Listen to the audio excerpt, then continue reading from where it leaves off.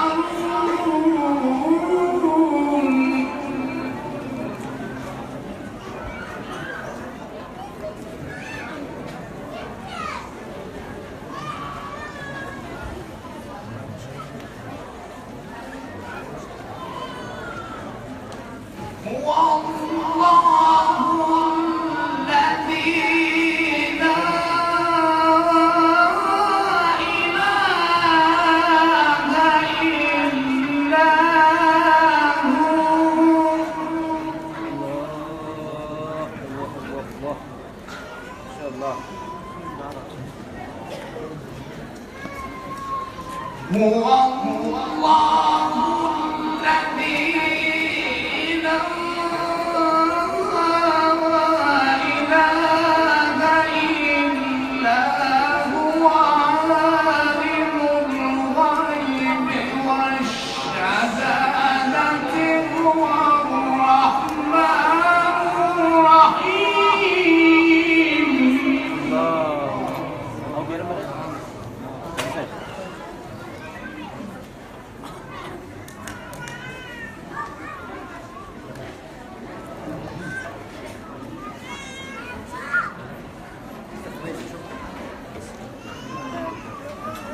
هو الله الذي لا إله إلا هو عالم الغيب والشهادة هو الرحمن الرحيم. ما شاء الله.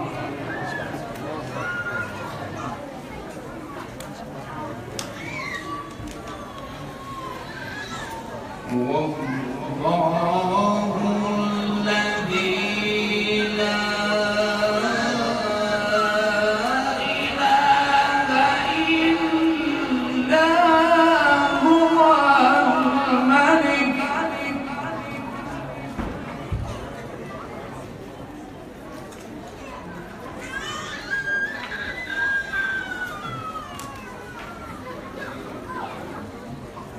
هو الله الذي لا إله إلا هو الملك القدوس السلام المؤمن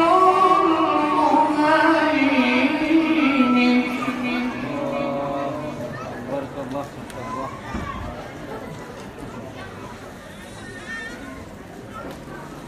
هو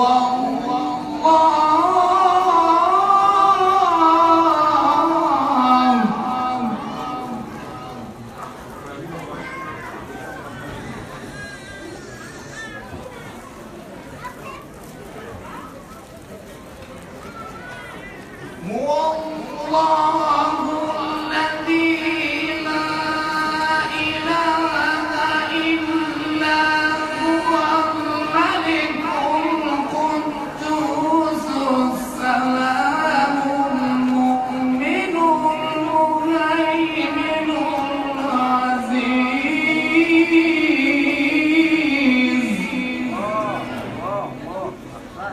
بارك الله.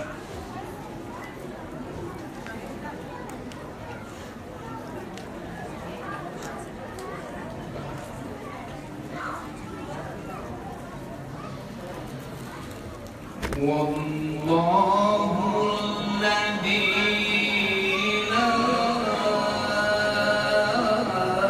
إله إلا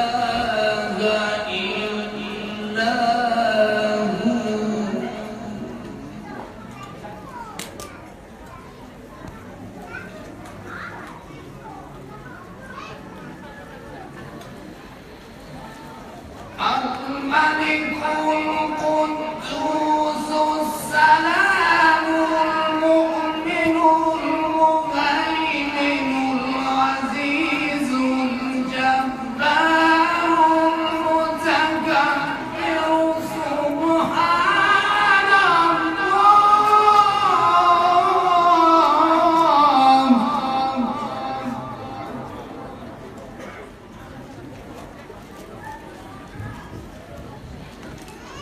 سبحان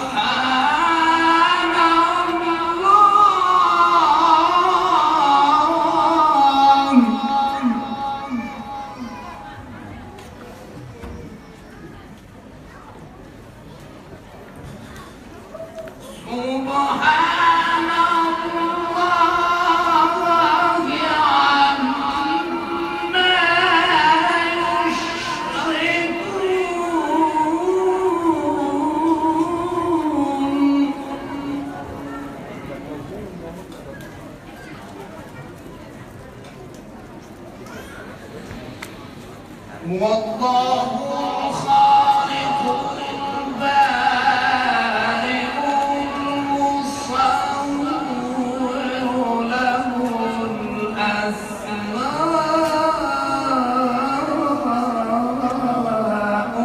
الحسنى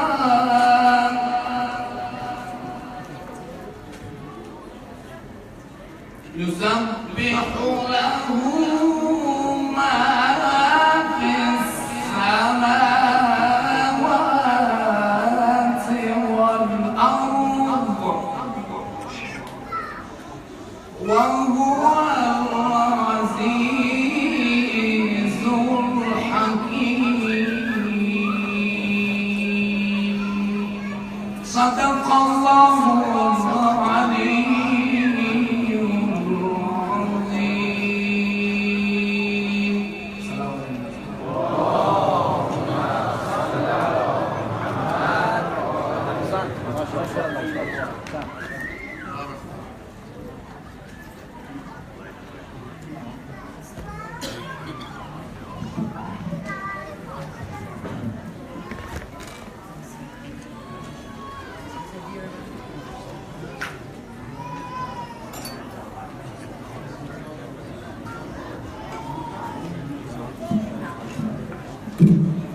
شکر می‌کنیم از خانه محترم برادر عزیز ما آقا رضای حیدری که با تلاوت زیبایشون محفل ما را منور و متقدس ساختند. یک باره دلم گفت که بنویس کلامی، یک باره دلم گفت که بنویس کلامی بر وصف بلند مرتبه شاه مقامی. دست بر روی سینه نهادم و نوشتم از من به حسین بن علی السلام. السلام عليك يا أبا الله وعلى الأرواح التي حلت بفنائك. عليك مني سلام الله أبدا ما بقيت وبقي الليل والنهار ولا جعله الله آخر الأهل مني بزيارتكم. السلام على الحسين وعلى علي بن الحسين وعلى أولاد الحسين وعلى أصحاب الحسين. دوستان مهلت گرامی، تعداد عزیزانی که میخواهند شعر بگویند و مطلب را آماده کردن برای خواندن، اگر فرصت کم شد پیش از پیش ازشون معذرت می‌خواهم. حال از برادر عزیز ما، برادر گرانقدر ما آقای ایوبی تقاضا می‌کنیم تا شعری را که آماده کردن خدمتتان عرض کنیم. لطف کنید ارائه کنید صلوات بر محمد و آل محمد.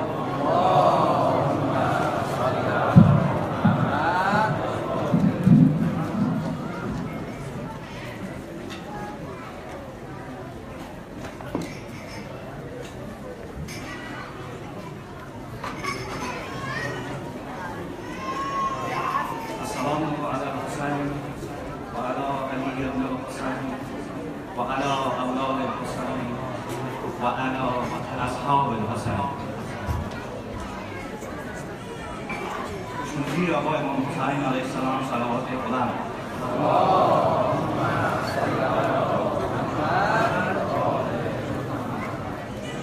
ای که از روز ازل ما را جدا کردی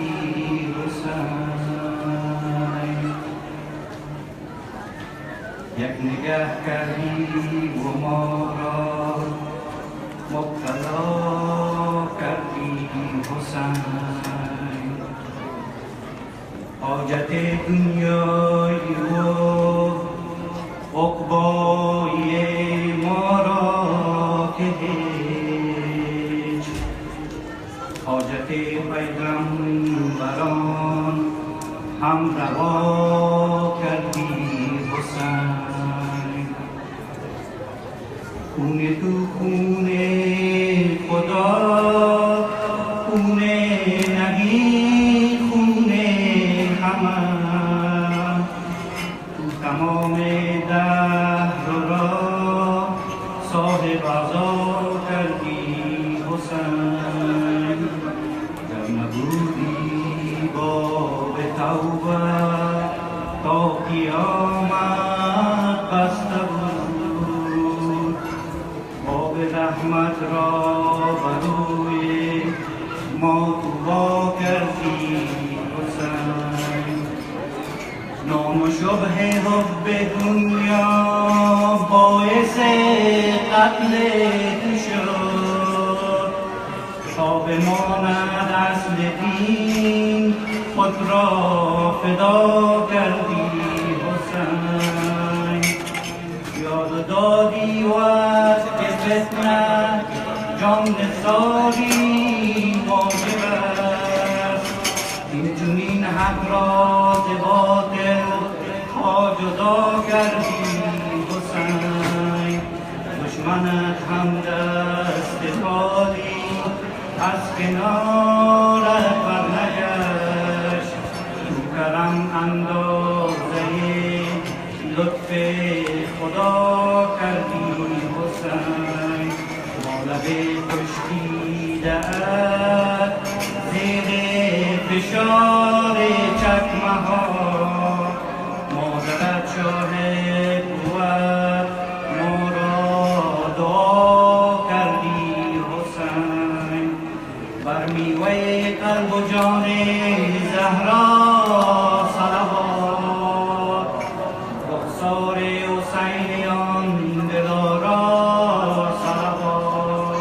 تقدیم و نثار میزبانان عزا بر احمد و بر علی و زهرا صلوات.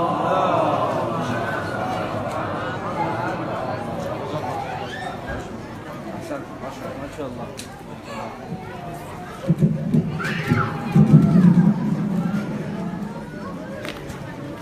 زنده را زنده نخوانند مرگ از پی اوست. زنده را زنده نخوانند که مرگ از پی اوست، بلکه زنده است شهیدی که حیاتش ستفاست. دشمنت کشت ولی نور تو خاموش نگشت. دشمنت کشت ولی نور تو خاموش نگشت. آری آن جلوت قومی نشود نور خدا. تشکر میکنیم از برادر عزیز ما آقای ایوبی که با اشعارشان دلهای ما را زنده ساختند. حال تقاضا میکنیم از برادر عزیز ما استاد گرانقدر آقای محمودزاد اگر شیء مطلب داشته باشند خدمتتان تقدیم.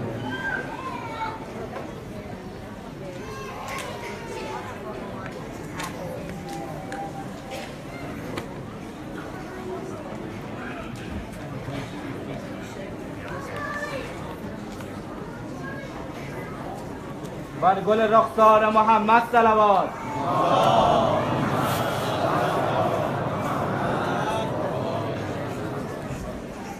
بسم الله الرحمن الرحیم. یا رحمان یا رحیم. علی را من بدم ران یار یارم. حسین بن علی را جان نثارم. برای دستم از پیکر جدا شد که دست از دامن او بر ندارم. ابوالفضلم علم داره حسینم. به عالم بس همین یک افتخارم. علی گر جان نثار مصطفی بود، حسین را من فدا در روزگارم. عزیز مصطفی را من معینم که جز او کس نباشد غمگسارم. حسین لب تشنه با من آب نوشم لبتشان برای جان سپارم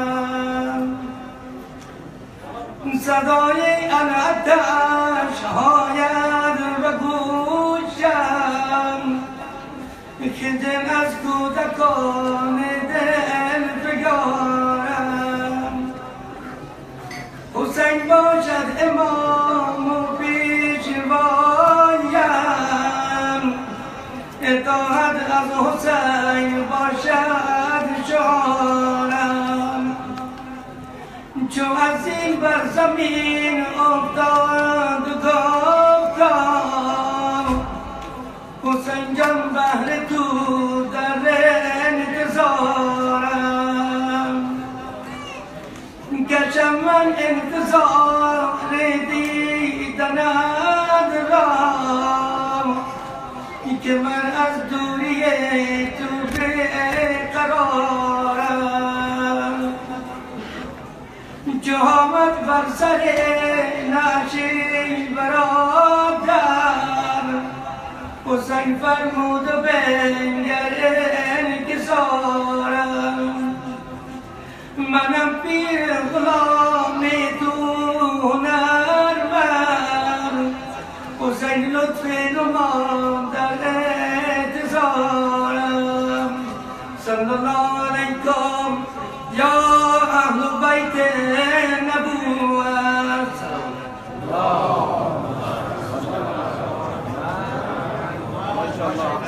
بارک الله.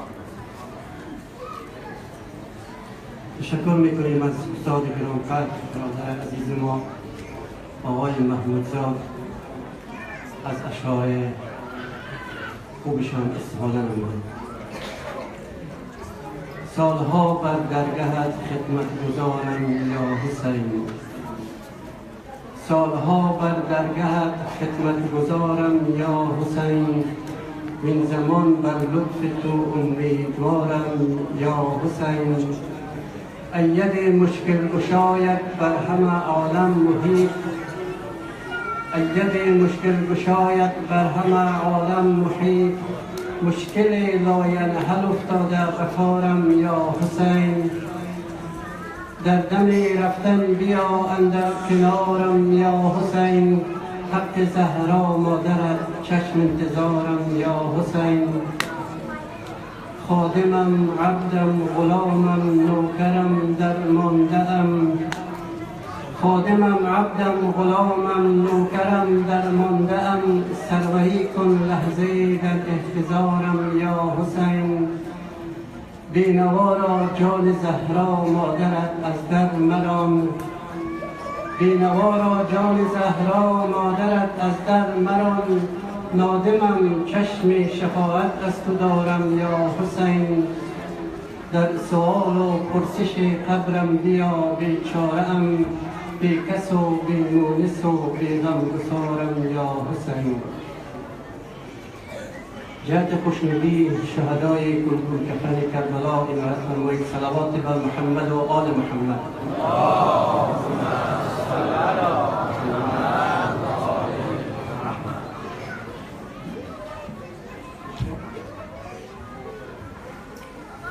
حال تقاضا میکنیم از برادر عزیز ما استاد عزیز آقای سامیدی تا اشعاری را که آماده کردیم خدمتتون تقدیم باشد.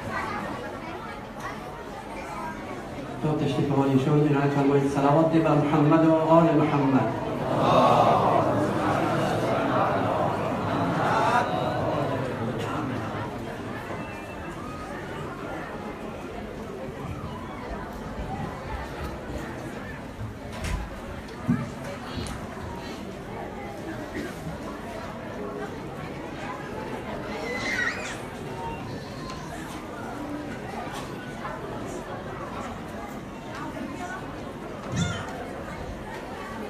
بسم الله الرحمن الرحیم. السلام علیکم و رحمت الله. السلام علیکم و رحمت الله.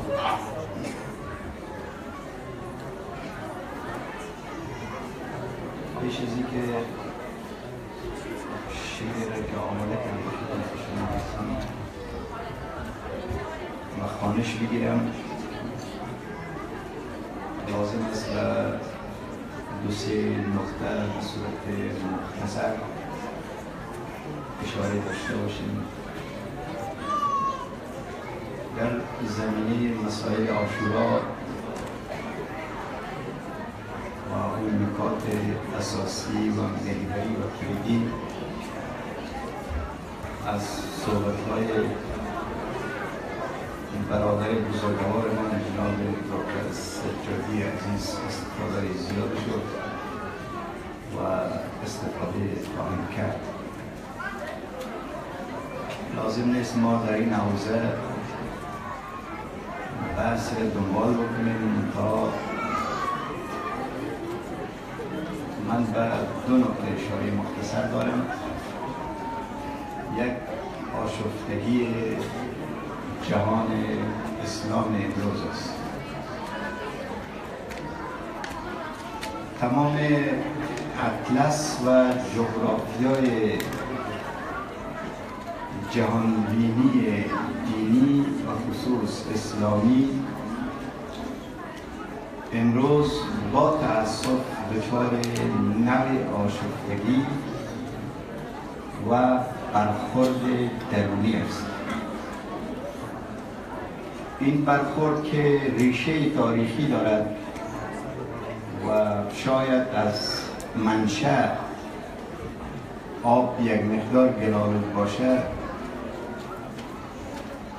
امروز با دستور و طرح عناصر پشت پرده نشین دامن زده میشه و با تأسف ما شاهد انتحارهای متعدد و برخوردهای خونینی هستیم. شما از یمن، بحرین، عراق، افغانستان، سوریه و جای این جغرافیا و اطلس هم از طریق رسانه ها و هم از نزدیک مشاهده میشه که ما با وضعیت خوب بسر نمیبریم. در درون ما کشمکش های فراوانی است که باعث فروپاشی این اندیشه و این تفکر خواهد شد.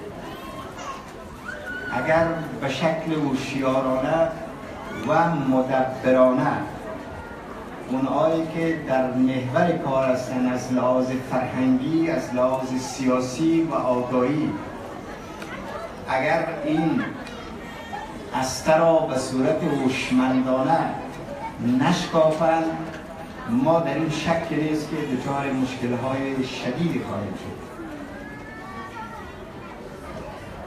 به خاطر دارم شخصی به نام آنتینتون تیوریسنی است، کتابی نوشته به نام برخورد تمدن‌ها و یا جنگ تمدن‌ها که در اونجا به صراحت توضیح داده شده است برای جهان سرمایه‌داری غرب غارب که ما دیوارهای تمدنی و مبانی را یکی پشت سر هم از بین میبریم و جهان برای خود ما مساعد میسازیم از لحاظ حوزه قدرت. در فروپاشی جهانبینی کمونیسم را خودتان شاهد هستید، شاهد بودیم و دیدیم که چگونه به هم پاشید. امروز نوبت جهانبینی اسلامی است. اگر ما به خواب غفلت و تخیلات فرو رفته و خوابهای عمیق فرو برویم، در این شک نیست که ما و شما هم این جهانبینی هم لغزش پیدا خواهد کرد و از درون و سستی و بیحالی متوجه حالش خواهد شد. یک صلوات محمدی نایب بخوانیم.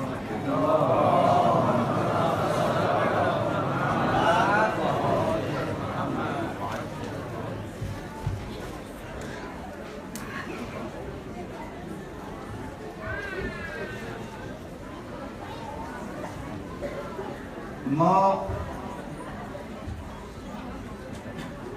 نیاز نداریم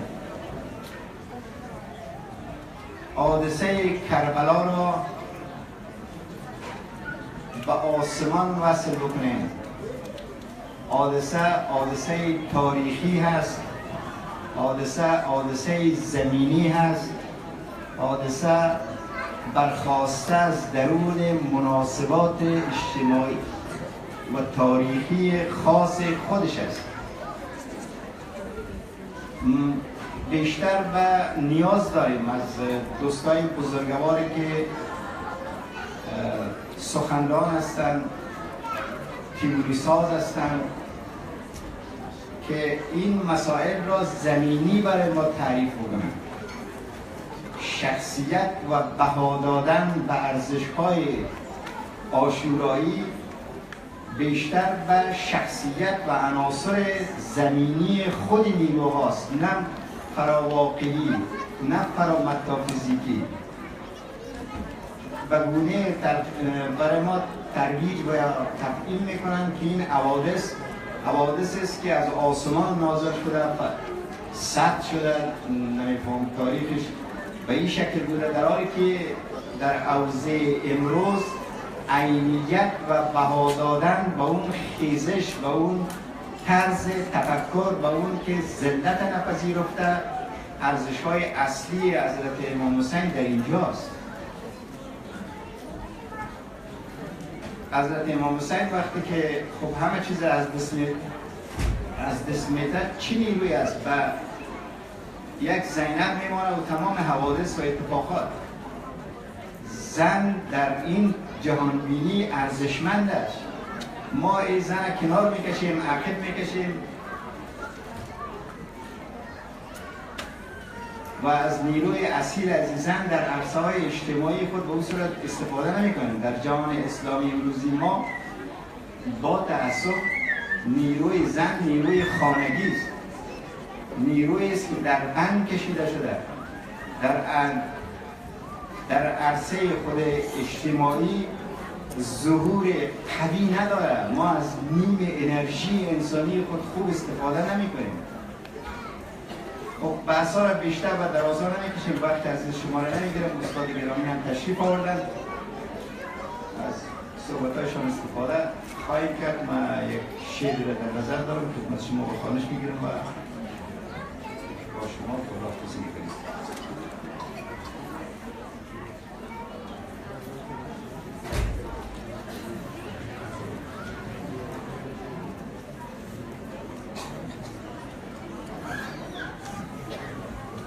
کم کم غروب واقع از راه میرسید، کم کم غروب واقع از راه میرسید. یک زن میان دشت سراسیمنی دوید.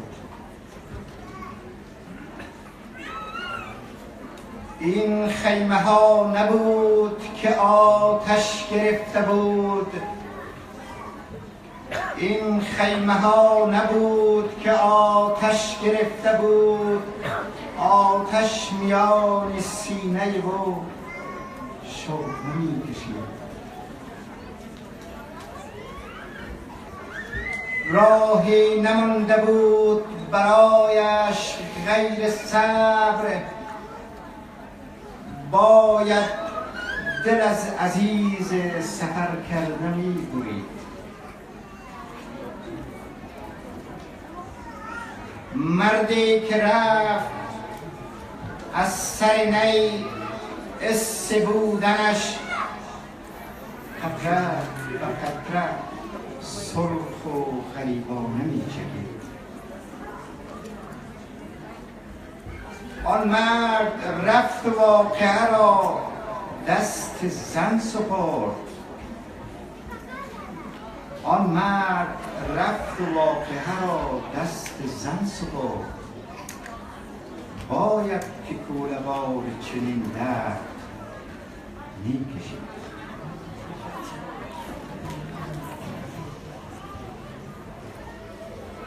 آری قبول کن زن در جانبینی حسین کم حق نیست. آری قبول کن که زن در جانبینی حسین کم عقل نیست. زینب است که کام استبداد را درید. آن زن که افتخار حسین بود ببین چه کرد. آن زن که افتخار حسین بود ببین چه کرد. از دشت کربلا تا قصر روسیا ای تماسا.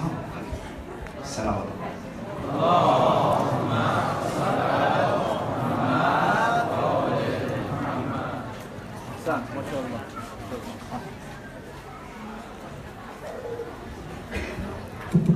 تشکر میکنیم از برادر ارجمند ما جناب آقای سامیدی که مطالب را خوب عنوان کردن و اشعار خوبی را خواندن، استفاده نمودن. دیروز یک مطلبی را میخواستم بگم فراموش کردم در رابطه با فعالیت‌های کاری خواهر گرامی ما حاجیه مسعوده ارجمند که در قسمت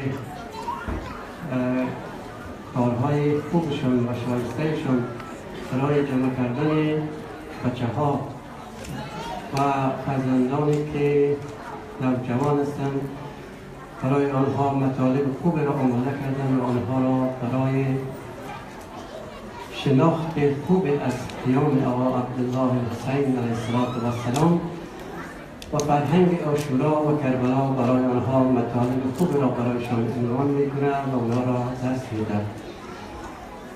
و به گفته برادر بزرگوار ما حاجی آقای دکتر سجادی که این یک درس عظیمی است بر ما. منتها مطلبی را که می‌خواستم بگویم که خواهر گرامی ما خانم ارجمند فرموده که اگر دوستان مایل باشند بچه‌هایشان هم میشه به انگلیسی و فارسی برادونا در امین ماه محرم و شاید هم در ماه سفر درس‌های را در بالای امین ساختمان مطالب را جمع‌آوری کرده به شکل نوشتاری و گفتاری برایشان آماده کرده و عزیزانی که مایلند فرزندانشان بخواهند چیزهایی را از این انجمن و از این محافلی که داریم اونا هم استفاده کنند میتونن با اونا درس‌های را بدهند و برایشان کمک کنند و از اون خاطر است که فضا نسبتاً آرامتر و اونا در سالون یک اتاق است و اونا به این تدریس مشغول هستند. تشکر و قدردانی میکنیم از حاجیه خانم مسعوده ارجمند. منتها شاید برادر بزرگوار ما بگوید که اگر بچه ها اینجا به درس و تعلیم معارف اسلامی مشغول هستند پس این سر و صدا است. منتها این سر و صدا است بچه های خردسر هستند که به سن خردتر و 2 ساله 3 ساله که اونا شوختر هستند و به طور مثال 2 تاشون ذکر میکنم. یکیشان لواسه برادر عزیز ما آقای دکتر فرحت ارجمند است. یکی هم از خود آقای از کربلایی برادر ما آقای میر اسماعیل آقای میر است نواسهشان که نمیدونم که شوخی را از پدرم فیض بردن یا از پدرکلام دیگه به اونا بس نمیریم. خدا حفظشان کنه انشاءالله که نظر نشن و امی رقم خودسالایی هستن که اونا دیگه یک کمی سرصدا میکنن. با بزرگواریتان ببخشین و کوشش میکنیم خانم های گرامی هم سعی دارن که بچه ها را در کنار خود بگذارن تا فضا آرام باشد و ما بتوانیم از سخنان عالمانه جناب حجت الاسلام و المسلمین با جای دکتر سجادی استفاده بیشتر ببریم. عنایت فرمایید صلوات بر محمد و آل محمد.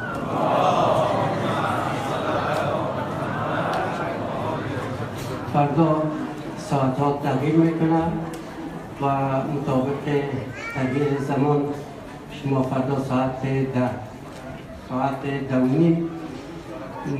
ما برنامه عاشورا داریم در اینجا و در قسمت پارکینگ هم چند بار تذکر دادم که موترها را در جای مناسب پارک کنیم، مقابل خانه و فکتوریا نباشد. امکان داره هر وقت در زمان این فکتوریا بسته باشه، باز هم کسی بیاید مزاحمت برگزار نشود و همکاری کنیم با مسئولینی که اینجا در قسمت پارک کردن خانه موترها ما را یاری میکنند و ازشان تقدیر و تشکر میکنیم. زحمت بکشند. اسمشان نمیبرم چون تعدادشان زیاد است، باز اگر نامتایش از قلم دانه آزاده نشد. همه جوانان گرامی انجمن جعفریت بسیار زحمت کشیدن در این شبها، ما مدیون احسانشان هستیم. آل تقاضا میکنیم از برادر بزرگوار ما عالم جلیل قدر جناب حجت الاسلام و المسلمین آقای دکتر سجادی تا با فیضات منبرشان ما را به فیض برسانند. باز هم جهت خوشنودی ارواح طیبه شهدای کربلا بلند صلوات.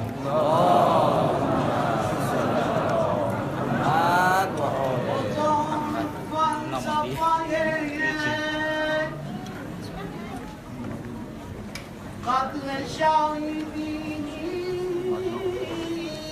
است که مرگ ساخت بیاد زندگی نمین است. نظام کن به کسی بزیر جال برم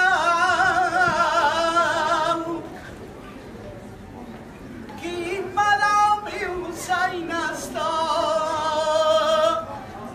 منطق دین است. حسین مظهری آزادگی و آزادی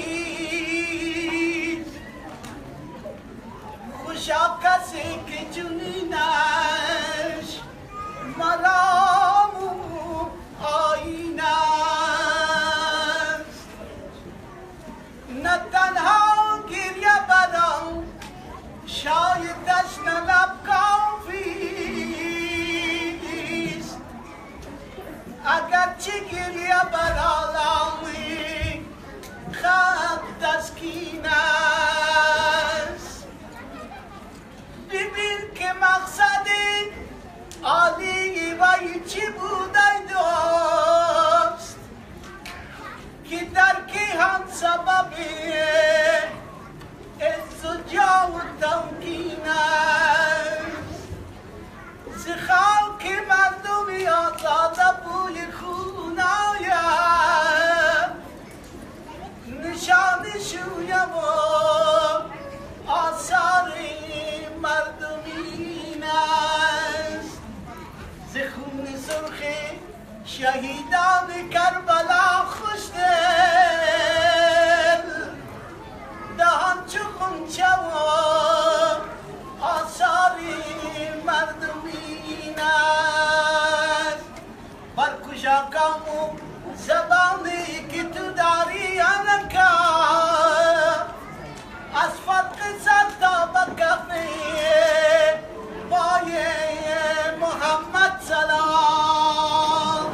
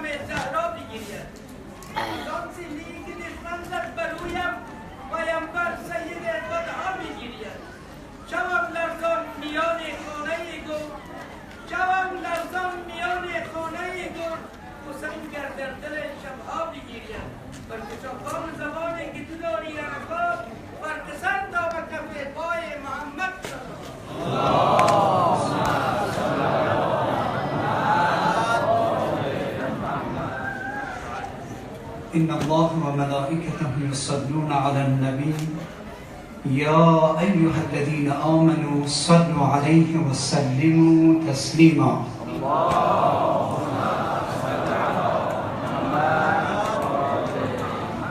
لا حول ولا قوة إلا بالله العلي العظيم. أفوض أمري إلى الله إن الله بصير بالعباد.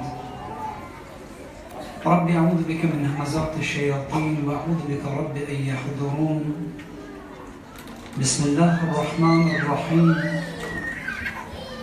الحمد لله الذي جعل الحمد مفتاحا لذكره وسببا للمزيد من فضله ودليلا على آلائه وعظمته، ثم الصلاة والسلام على جميع الأنبيائه ورسله، سيما سيدنا ومولانا وطبيب نفوسنا العبد المؤيد الرسول المسدد المصطفى الأمجد حبيب إله العالمين وحبيب قلوبنا رحمة للعالمين أبي القاسم المصطفى محمد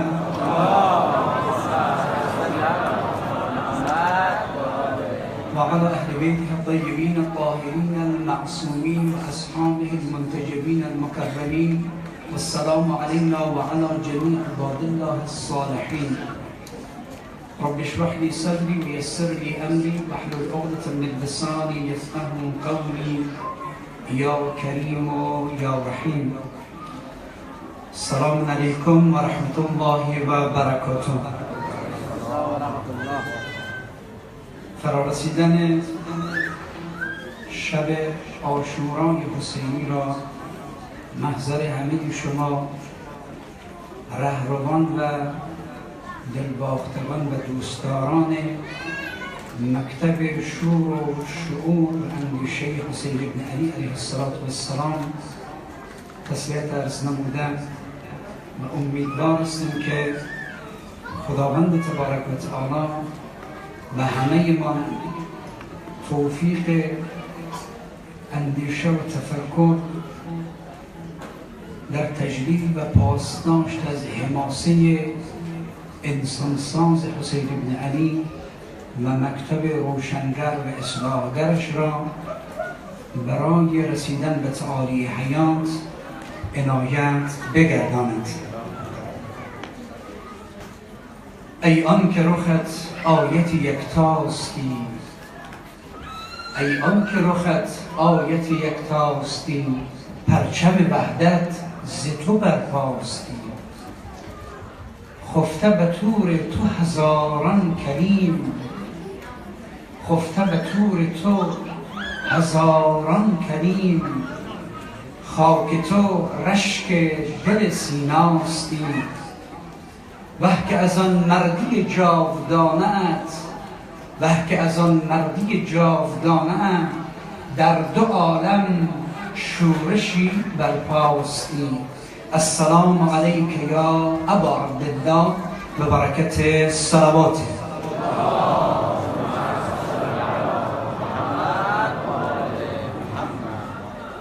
All praises and worship belong to Lord Almighty Allah Tabarak wa Ta'ala, and may Allah's peace and blessing upon all His prophets from Adam till Khatam, the Prophet of Mercy Muhammad sallallahu alayhi wa alihi wa sallam,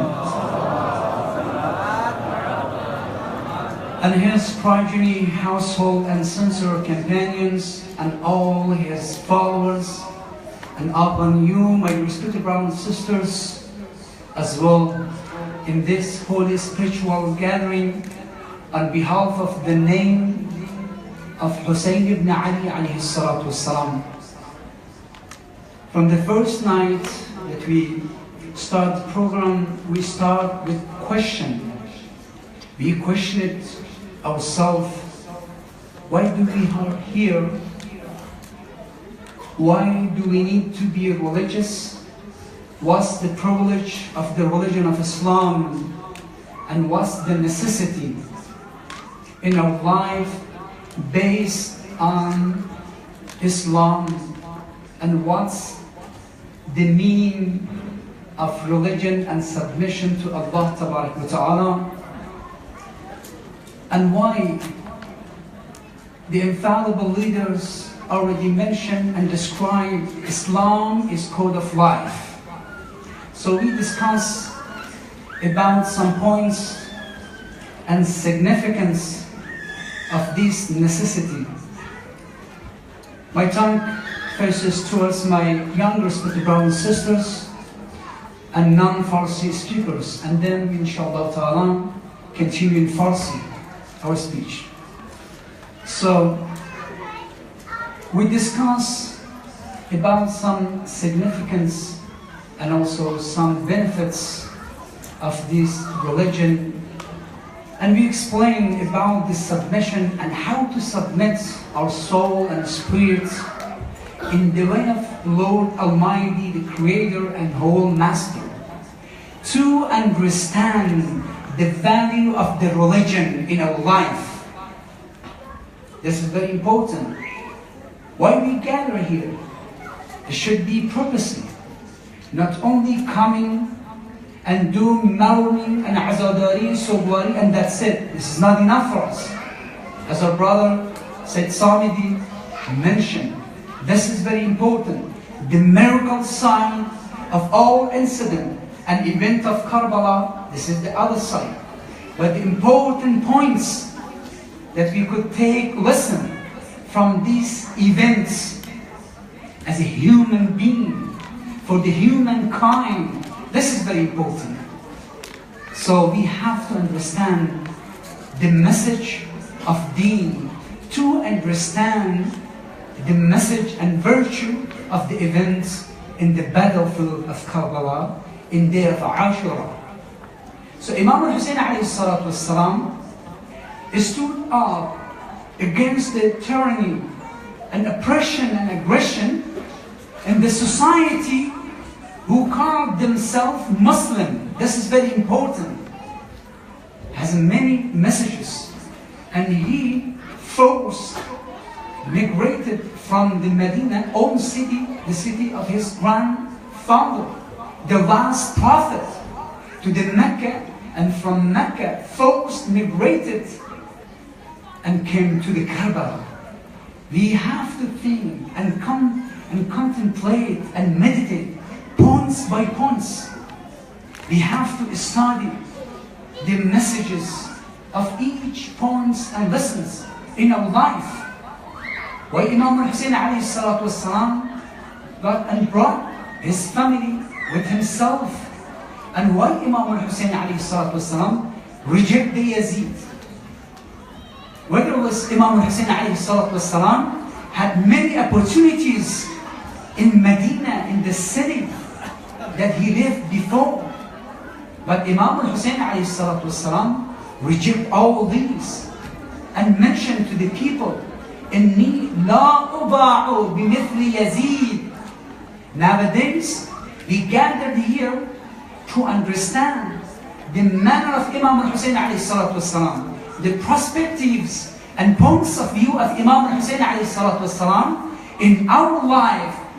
How Imam al-Hussein alayhi salatu wassalam raised up in the family of Ali ibn Abi Talib and Fatima al-Zahra, and how Imam al-Hussein alayhi salatu wassalam educated and raised his children and kids, and how Imam al-Hussein alayhi salatu wassalam had manner and conduct and morality and behavior with his family and people, believers, non-believers, friends, non-friends. This is very important.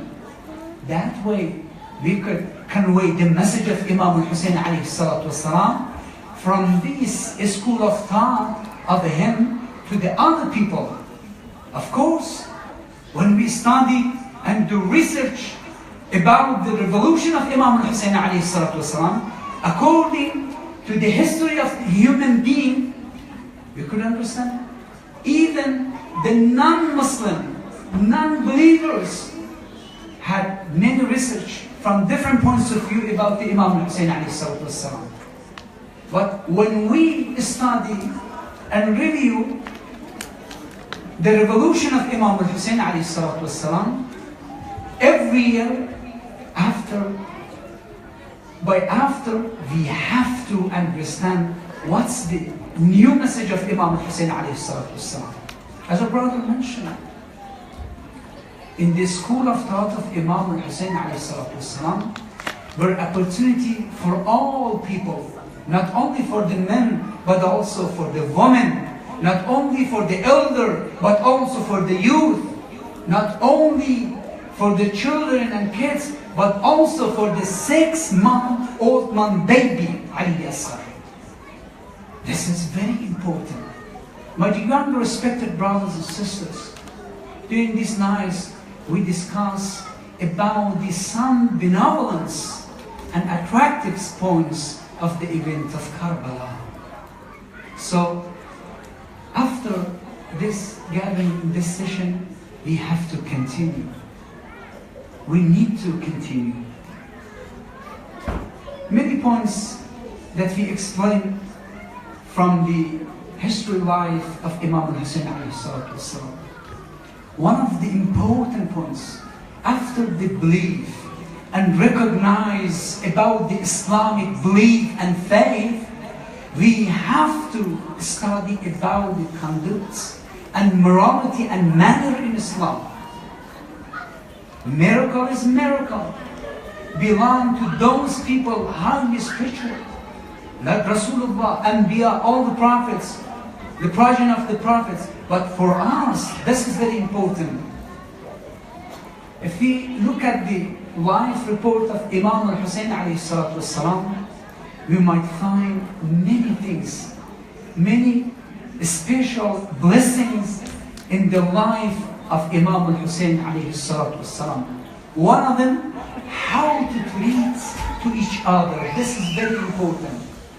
My young respected brothers and sisters, this is very important. We as a Muslim, we mentioned before in this class, as ambassadors of Imam al-Hussein alayhi salatu wasalam in this society, we represent Islam and the way, tradition of the Holy Prophet and his progeny, and how to treat to the people. This is very important. How to treat to non-believers, brothers and sisters in this society. How to treat to our neighbors. This is very important. Our neighbors. Sometimes we just thinking, okay, we're saying a hi or a smiling, that's enough. No. We need more deeply commitment with them. Look at nowadays all these problems and calamities goes on in the Islamic society and non-Islamic societies all around the world. They misuse the name of Islam. They misuse the flag of Islam. This is very important. So we need this awareness in our society. How to treat to our neighbors, to friends, to parents. Because the way of Imam al-Hussein alayhi salatu wasalam, the school of thought of Imam al-Hussein alayhi salatu wasalam, always educate us for the goodness in our life. To understand what's our priorities in our life first. How to do time management in our life. How to treat to the other people as a Muslim. The first step, my younger brothers and sisters,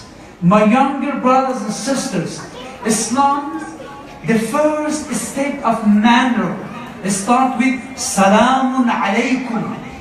And you know the meaning of Salamun alaykum. Peace upon you. What does mean peace upon you? We have to think, not only verbally, just by tongue, we say Salamun alaykum. No. This salam should start from our hearts with intention of peacefulness. Salam means what? When we say hi, Salamun alaykum means I'm looking for peace, not only for myself and my soul, for you also. Because we are equal. We are all human. And then our respected Muslim brother and sister should answer one. Salamun alaykum wa rahmatullahi wa barakatuh. See? Everything, all the peace and blessings upon you, it starts what? 2 ways, not 1 way, 2 ways. That's why the Holy Prophet ﷺ command. The answer of salam is wajib. How beautiful. And then we're shaking hands. For what? To be closest to each other, to keep unity, to love each other, to be respectful to each other. My dear respected brothers and sisters, we need this basic manner in our life first when we come into the Husayniyah, to the school and college of Imam al-Husayn alayhi salatu wassalam. This is first step to get the special blessings of Allah Ta'ala in our life. Second, our siblings, families, neighbors, very, very important. We discuss about the necessity in this society. Our neighbors, our friends, non-believers in this society is very important for us. We have to have good commitment with them, good relation with them, because all of them look at us like what? Representative of Islam or Deen. We always what? Saying our Deen, the way of Allah Ta'ala, Islam, it means what? Submission to Allah Ta'ala. We always looking for peace and peacefulness, justice, tolerance, balances in our life. So we have to watch over our deeds. That's why in the Quran al-Karim, in the holy book, the constitution for our life, Allah Ta'ala always mentioned, Bismillah ar-Rahman ar-Rahim.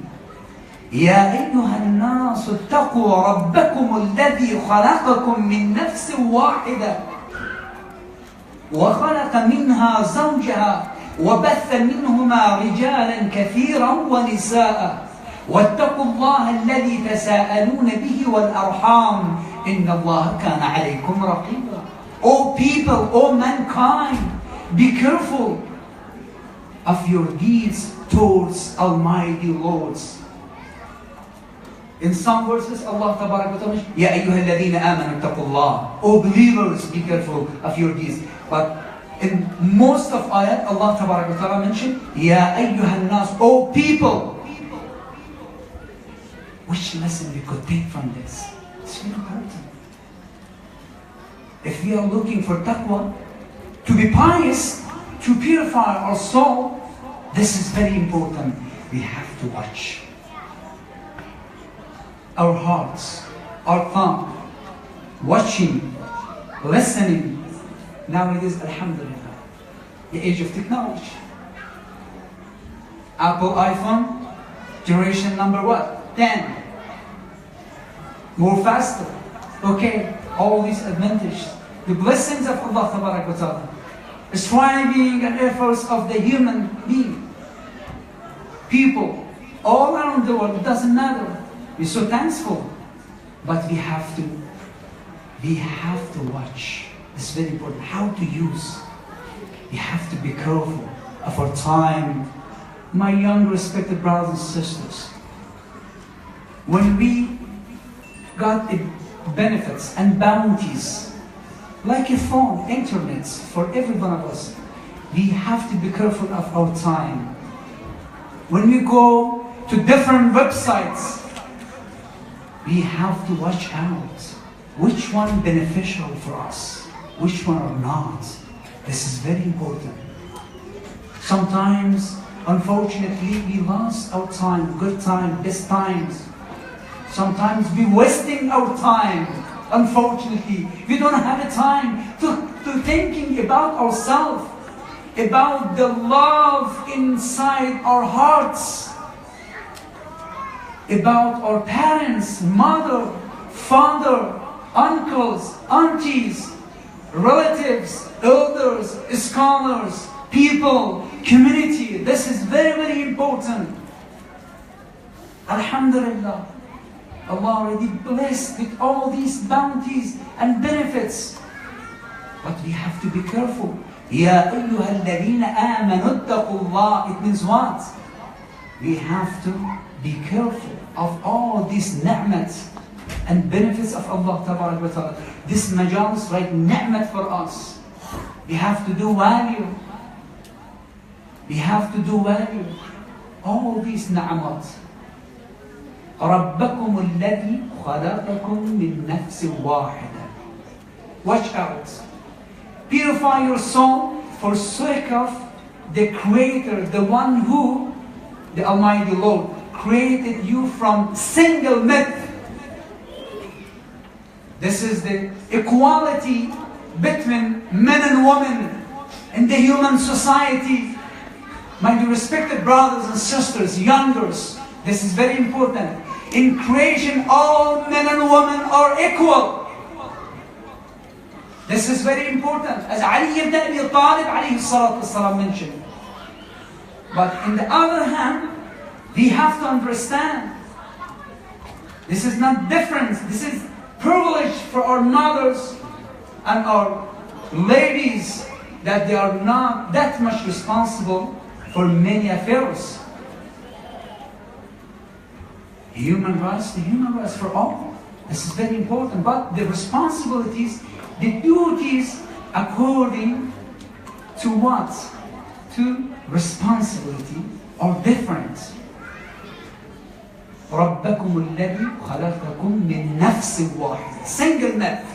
آدم عليه الصلاة والسلام. وَخَلَقَ مِنْهَا زَوْجَهَا. From the single myth, Allah Tabarak wa Ta'ala created Adam and Hawa. And from these two, Allah Tabarak wa Ta'ala spread many men and women. We are from Adam and Hawa. Unfortunately, nowadays, look at the people. Differentiated. Ignorance, unfortunately. They're doing what? With this ignorance. They segregated people from each other, unfortunately. How all prophets came and explained about the essentiality of the creation of the human being. We are equal. This is very important. إِنَّ أَكْرَمَكُمْ عِنْدَ اللَّهِ أَتْقَاكُمْ. Allah loves the one who wants more closest and purified and pious to Allah Tabarak wa Ta'ala. There's no differences. From which tribes, which races? All from Adam and Hawa. That's why we mention in dua and supplication, زيارة وارث. بسم الله الرحمن الرحيم. السلام عليك يا وارث آدم صفوة الله. السلام عليك يا وارث نوح النبي الله. Imam al-Hussein heard it of one, Adam alayhi salatu wasalam, then Nuh, then Ibrahim, then Ismail, Musa, Isa, and Prophet Muhammad sallallahu alayhi wa sallam.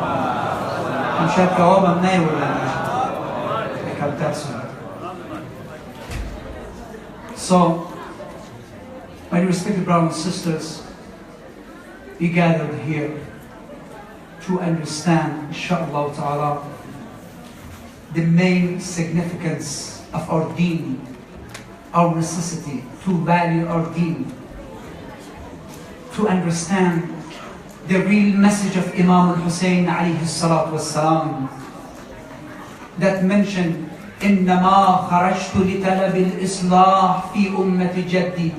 I stood up to make a reformation. Make reformation. What does mean reformation? It means many wrongdoing happened due to Imam al-Hussein alayhi salatu wassalam reject that government and stood up. To what? To show the real Islam. We as the ambassador of Imam al-Hussein alayhi salatu wassalam should understand this message of Imam al-Hussein alayhi salatu wassalam. أريد أن آمر بالمعروف وانهى عن المنكر وإقام الصلاة وإيتاء الزكاة. Imam al-Hussein alayhi salatu wassalam mentioned, I want to, this is very important, أريد أن آمر بالمعروف, to introduce you the best thing in your life, the bounties of Allah Tabarak wa Ta'ala in your life, the goodness in your life, the virtues for all human beings in your life. See, one of the saying of Imam al-Hussein alayhi salatu wasalam, hayhat minna dillah. What does mean hayhat minna dillah? I am Hussein, reject the humility. You could see that Imam al-Hussein alayhi salatu wasalam, not only in the day of Ashura, but also all life of Imam al-Hussein alayhi salatu wasalam. I reject the humility. It means what? The manner of Imam al-Hussein alayhi salatu wasalam showed. You're not supposed to humiliate the other people, whether less believers to Islam or non-believers, or each other. You're not supposed to ignore each other. This is very important. My dear and respected brothers and sisters, we have to give each other opportunity. This is very important. We have to get the benefits from different attitudes. We mentioned, what does mean wilayah? It means what? It means what? Stand beside Imam alayhi salatu wassalam. Stand beside Imam alayhi salatu wassalam. It means what? We have to follow Imam alayhi salatu wassalam and his conduits, his manner. إنما خرجت لطلب الإصلاح في أمة جدي. Nowadays also we need this reformation, my respected brothers and sisters. Look at all these incidents and calamities in our home countries in Afghanistan, different lands, not only in Islamic lands, Middle East, in different places, East and West, Europe, and different places. Why unfortunately grow up these reactionist and fundamentalist people? Has different reason. This is very important. One of the important reason, unfortunately, ignorance, jahl. We need this awakening. We need this awareness in our society. When we see this is right, we have to say this is right. When we see the mistakes and wrongdoing, we should criticize and looking for the reformation in our society. وَإِقَامَ الصَّلَاةَ وَإِيتَاءِ الزَّكَاةِ. This is very important, my respected brothers and sisters. Imam al-Hussein alayhi salatu wasalam, during all his movement, never left the salah. This is very important. My young respected brothers and sisters, we're looking for what? Obedient servant to Allah Tabarak wa Ta'ala. First step, remembrance of Allah Tabarak wa Ta'ala. İyi ki aziz mara sakit konak. Salavat hatun.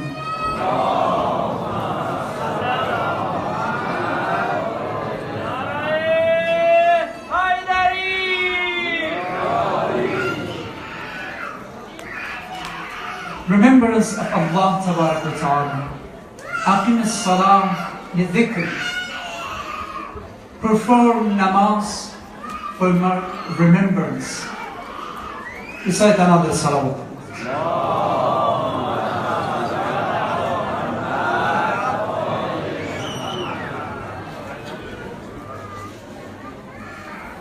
And Imam al-Hussein alayhi salatu wasalam mentioned at the time, وَإِيتَاءِ الزَّكَاةِ. What does mean this?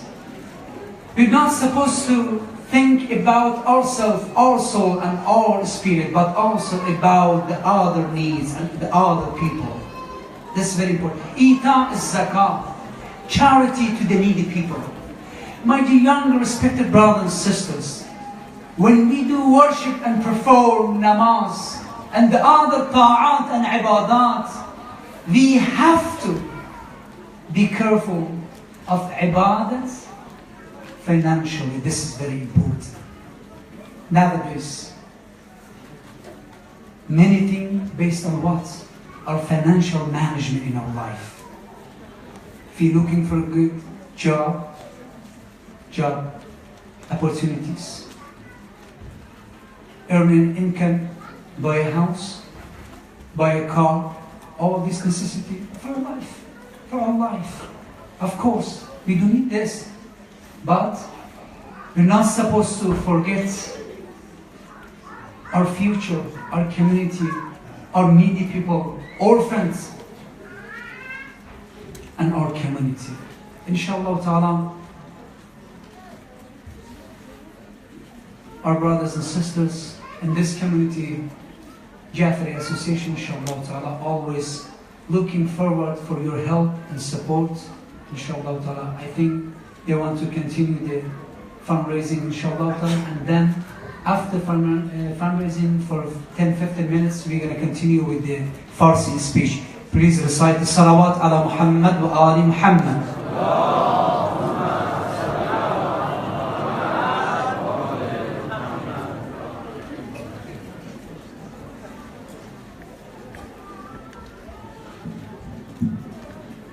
دوستان گرامی، برادران و خواهران، السلام علیکم. علیکم السلام و رحمت الله. عرض ادب داریم از حاجی آقا دکتر سجادی. ما خیلی خوشقسمت بودیم که امسال بار اول در سنتر ما پروگرام‌های محرم ما را خیلی مجلل و رنگین ساختند. انشاءالله خداوند اجرش را در دنیا و آخرت برایشان عطا فرماید.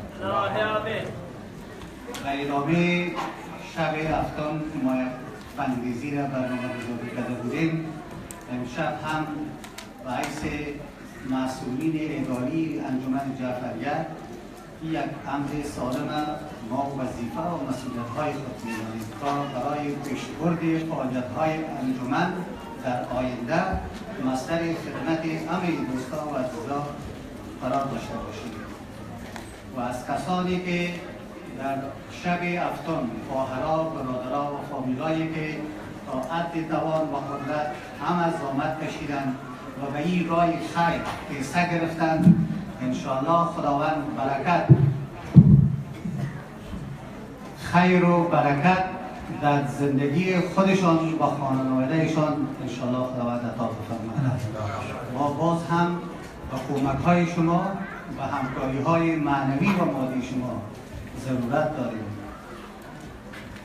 در ما این مرکز تقریبا 2 سال پیش به 870,000 دلار استرالیایی خریداری کردیم با کمک همین فامیل‌های انجمن جعفریه و به مدت 1.5 سال 7 بار رزامت توسط ممبرای کمیونیتی و دوستداران با پول فاینانشلی که همیشان اسپانسر کردن با قوت و زور و بازوی خود این سنتر به این شکل ترانسفورم کرده که انشاءالله در آینده باعث برکت، عزت و آبروی همه ما شما باشه.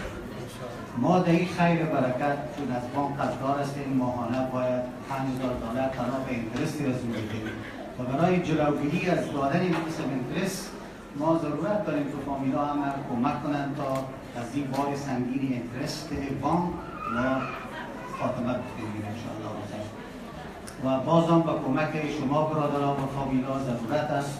برنامه‌های بسیار خوبی در پیش رو انشاءالله داریم. قسمی که یادآوری کردیم در پلان است که غسلخانه را تعمیر کنیم در عقبی از این تعمیر که نیازی همه فامیلا باشه و همگی کسان میکنند و ما این را در نظر پرایورتی در درجه اول قرار دادیم که مورد نیاز همه ما شما است و کتابخانه جعفریه و همه قسم وسایل دکتنگ هیتینگ، ایر کندیشن های انجمن که 3 یونت بزرگ در هر قسمتی از این تعمیر انستال شده، 2 دانش کار میکنه، 1 دانش کار نمیکنه و 1 دانه از قیمتش تقریبا 10-15,000 دلار است و برای سهولت خود ما شما که هوای هست داخل بیرون برای هوای تازه داخل شود همچون ترمیم و مینتیننس در اینجا ضرورت است و اینا همش پول و فایننس ضرورت دارد تا با مشکلات یا طبعی شو با رسیدگی کرده بودیم. از اون خاطر ما این نیاز باعث مسئولین انجمن و پیشوای شما یاد میکنیم که هر فامیل، هر جوان، هر خواهر در این رو ما را همکاری کنیم. همین قسمی که ما شما یک ماشین موتر میخریم، یک خانه میخریم و همیشه راستی بدون از این میکنیم روز مبادا و همین قسم ما شما مسئولیت داریم که در راه خدا هم زندگی خود به حساب راه خوب و هدایت خوب که خداوند همیشه دست ما رو بگیره. یک گوشه روز ضرورت داریم که خداوند انشاءالله خیر و برکتش در دنیا و آخرت برای شما در نظر بگیره انشاءالله. اما یادآوری کنم وقتی شما رو زیاد نگیرم که امشب شب عاشورا هم است. فقط خانم‌ها در بالا همین دیشب بعض خانوارهای دیگه که همین فندریزنگ خبر شدن برای ما دوباره بدون از اینکه نامشان هموشه رو بگیریم 3 فامیل $1000 چیز کردن در ما کمک کردن که در ترمیم یا مسائل و فعالیت‌های جسدی فقط اگر خواهش میکنیم اگر 10 مؤمن در بین اینا یا 15-20 ببینیم اگر ما رو کمک کنن $1000 کسایی که کمک کردن کمک کسایی فامیلایی که از این اپورتونیتی میخواین استفاده کنن که در راه خیر با ما همکار باشن با ما لطفا همکاری کنن برادرای مسئول انجمن دست در نظر میگیریم فامیلایی که از این اپورتونیتی شب هفتم ماندن ما هم تشریف دارن اگر میخواین فقط 10 فامیل یا 15 فامیل و ذکر صلوات اگر کسی خواسته باشد مبلغ $1000 تا ما به مسائل ساختمانی در آینده دست به کار شویم و قرضه ما کمتر شود ما کمک شما را ضرورت داریم. همگی با صفا این قسمی که میشه و آقا مثال مقبول فرمودن که معامله شما با شخص من یا با شخص احمد محمود نیست یا با کدام گروپی یا با کدام زبانی طایفه مربوط نیست. معامله شما با خداوند و اهل بیت ماست. این را هیچ وقت بومی ندارد تا کلای شما عمل توی مرکز و سلسلی مصرف بشد و انشاءالله منافع کل ما شما در آینده نزدیک بشد. اگر کسی برادرای ما خواسته باشند دست خود بالا کنند فقط یک 10 یا 5 فامیلی که این اپورتونیتی برابر نشده و میخواهند که $1000 ما رو کمک کنند برای فعلا ما ازشان خوش راضی باشیم و خداوند خوش راضی باشه. اما خانمایی که در بالا باشین باید یادآوری کنم چون یک تشویق است برای دیگرها هم میگی بعضی ها میگن نامای ما رو بگویید بعضی ها میگن نمیگن مگر گفته شد گفته است به خاطر دیگرها هم میگیم تشویق میشن و این راه خوب است که در کار نیک هم ایشادن باید تشویق کنیم دیگر.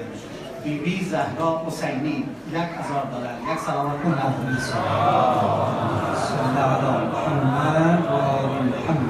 بیبی حاجی والده کامران جان $1000 یک صلوات محمدی اللهم صل علی محمد و آل محمد. حاجی آقای محبی و حاجیه خانم محبی $1000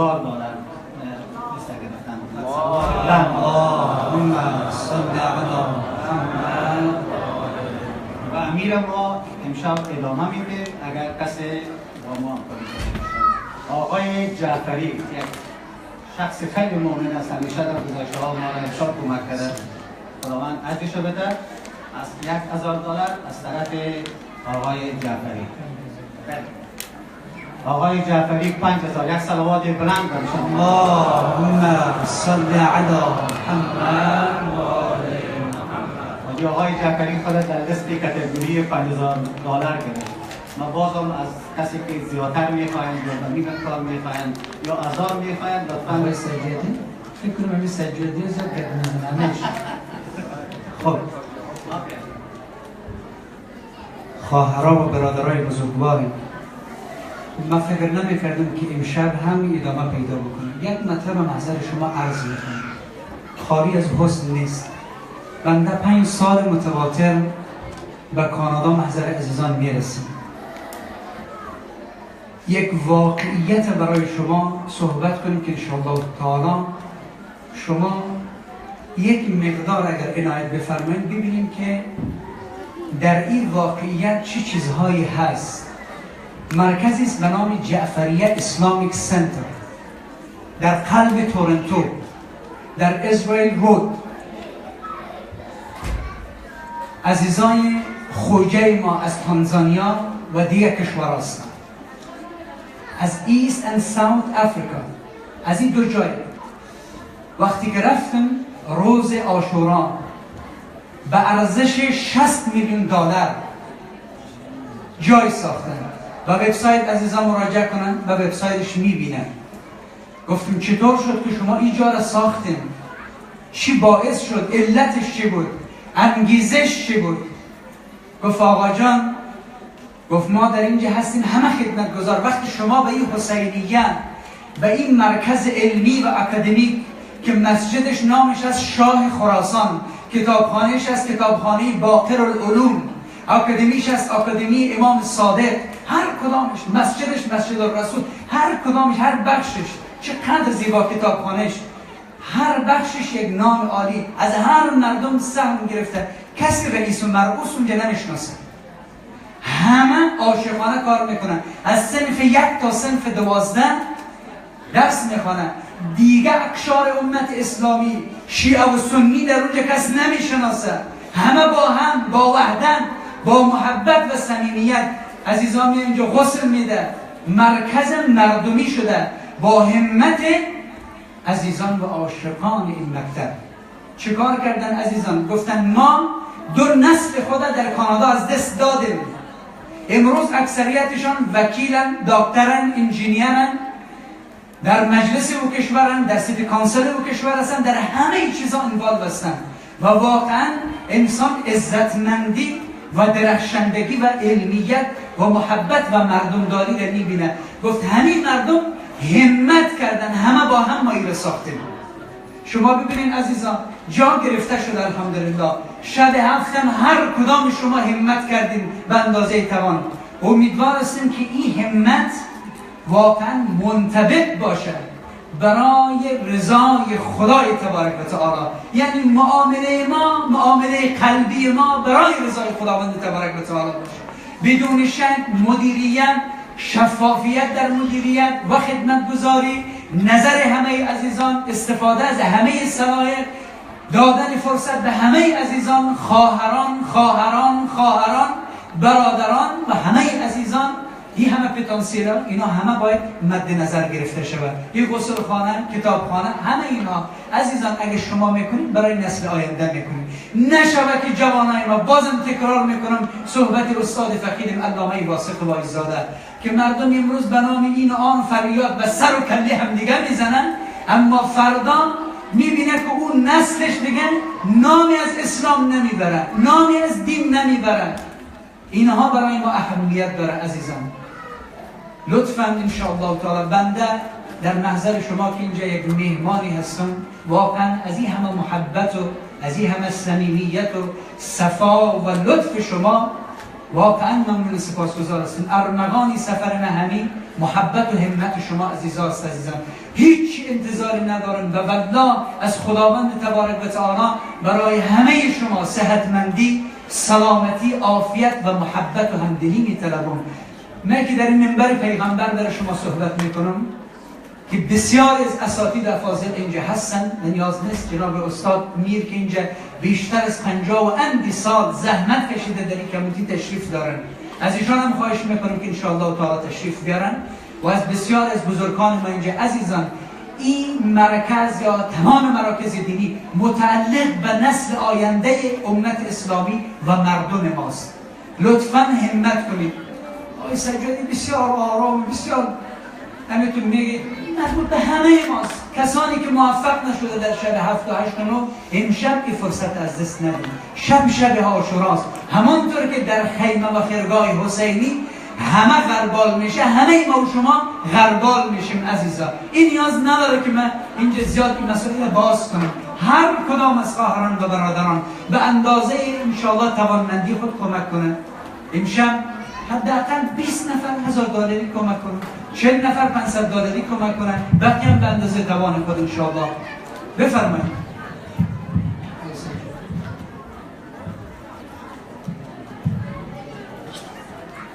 یک خانم از منزل بالا با شهامت بسیار زیاد، 2 عدد چوری طلا. خداوند خیلی انشاءالله سخت است که خانم 2 چوری 2 عدد طلا بیاره بر جعفریه، مگر با همتشان خداوند انشاءالله خیر و برکت و خوابی نشان بده. برای سلامتشان صلوات. اللهم صل علی محمد و آل محمد.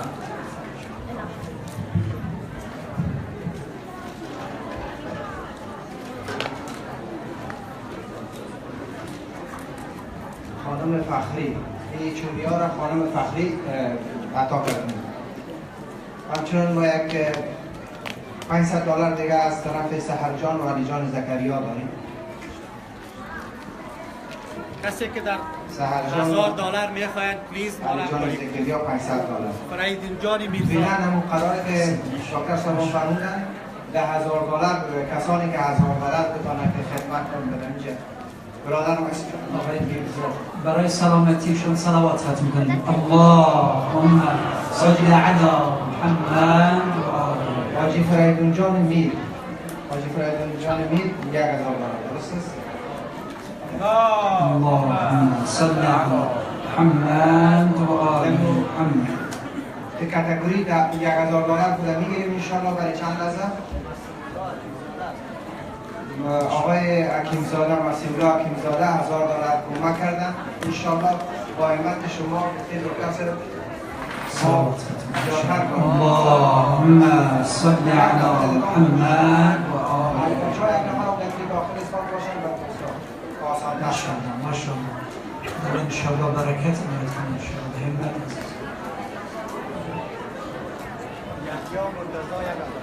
یحیی مرتضی $1000.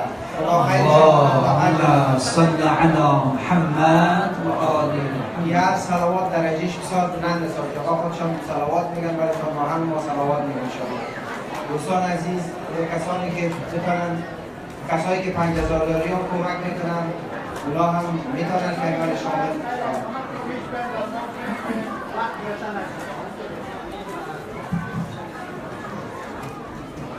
از خانمان میتونن که داود جان حسینی $1000. اللهم صل علی محمد و آل محمد. حالا که دست به جیب ما نمیرن زبان انشاءالله تکان بخوره. صلوات ختم کنیم. اللهم صل علی محمد و آل محمد. ماشاءالله. خانمان میتونید که مسیج ما پایان بفرستین برای فراشانی که اونجا هستن بفرستن اونجا موبایل بر زنگ میزنین و اینجا اسمتان رو میگین. خیلی فراشا از بالا خانما هر کس که میخوان با موبایل زنگ میزنن نه نامشان باشن میگن. زیاجان حیدری زیاموین حیدری که همیشه کمک میکنن و در کارهای انجمن جعفریه و به ساختمان انجمن جعفریه بسیار زحمت کشیده برای 2 سال اونا هم $1000 اللهم صل علی محمد و آل محمد.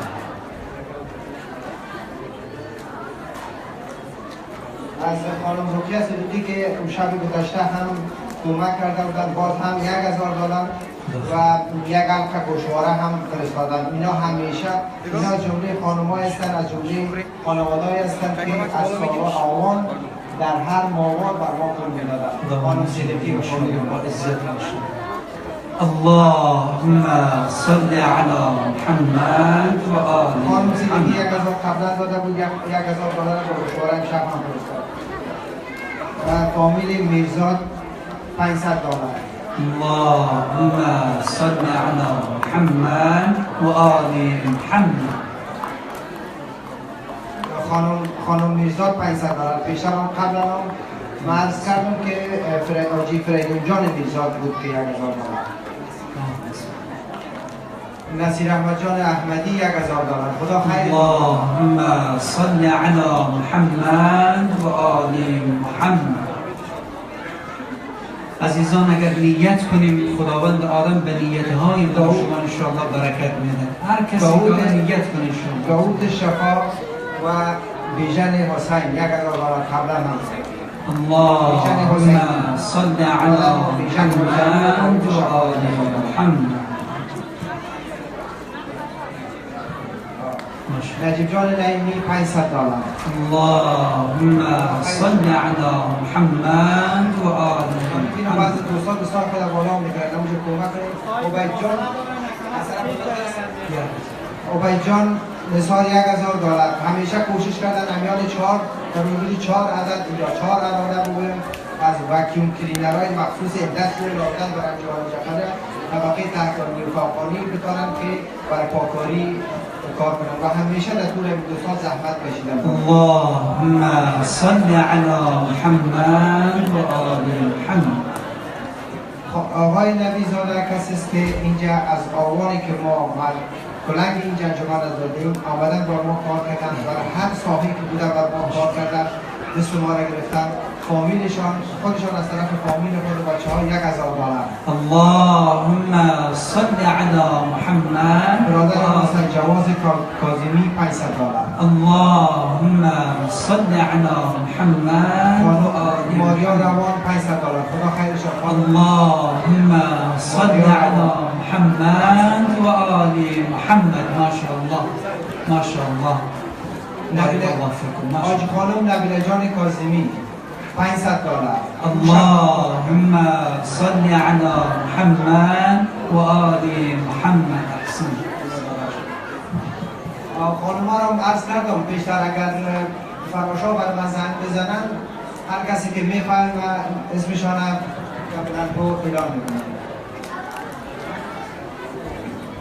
آقای حبیب اسکرزاده، آقای اسکرزاده $1000. اللهم صل على محمد و آل محمد.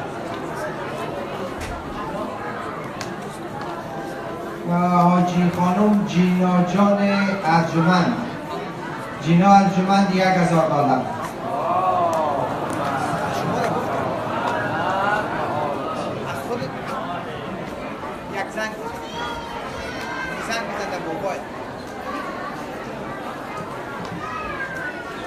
خانم‌ها کوشش میکنن که با ما کانتکت کنن چون فضا فاصله دور است، ما صداشان نمیشناسیم. نهار خب ازشان خواهش کردم که زنگ بزنم که کسانی را که از دور میشناختم گفتم باشن.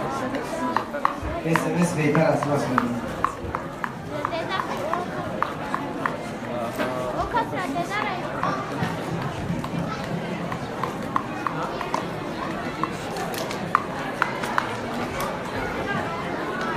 حبیب جان حسن زاده که قبلا ما خوانده بودیم اسکرزاده، نه اسکرزاده نه، حبیب جان حسن زاده $1000. اللهم صل على محمد و آل محمد.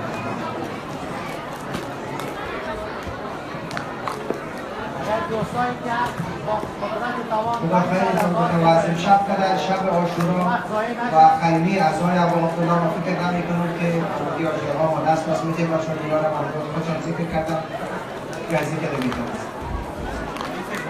ما نمی‌خواهیم که یک خانم اسم خودم میگن نگوین $500 کمک کردن. اللهم صل على محمد.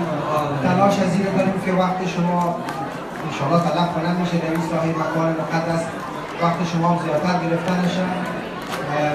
اگر دوستانی که مایل باشن بر ما، آقای یعقوبی، قادر یعقوبی $500. مایل باشن که به طور ماوار اعضای انجمن جعفری فامیل ها هر ماه $500 کسانی که کار میکنن در انجمن جعفری کمک میکنن. کسی که مایل باشن این کار رو بکنن و طور متداول پولشان به انجمن میانن یا به شکل دایرکت از خود بانکشان این ما زیادتر ترجیح میدیم. لطف کنید با بچه‌های انجمن جعفری در تماس شوید، اکانت چه بگیرید، دایرکت بزنید.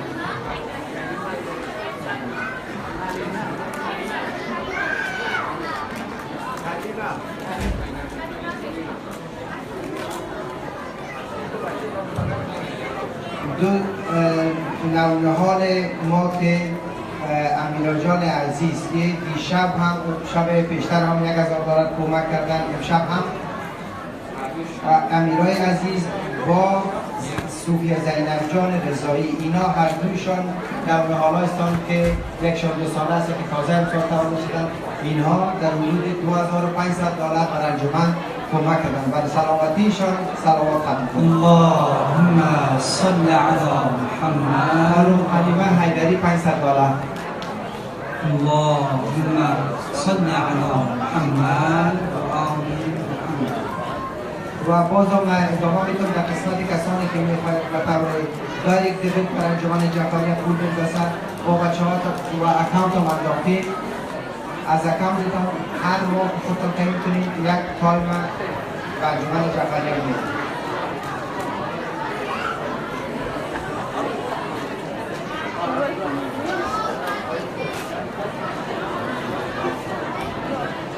$200 دیگه از طرف خانم ها هست که اسم خود نمیگن، گفتن اسم را یاد نکنید. $200 کمک کردن.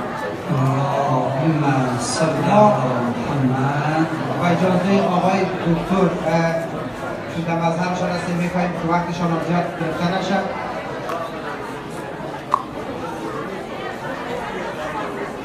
بازم از همتان تشکر میکنیم دیگه در این دو شب واسطی که همت کردیم و پول بسیار خوبه برای انجمن جعفریه، برای انجمنتان جمع کردیم. ما فقط از شما میخواییم که این ادامه داره، چون نمیخواییم که وقت آقای دکتر هم گرفته شب عاشوراست.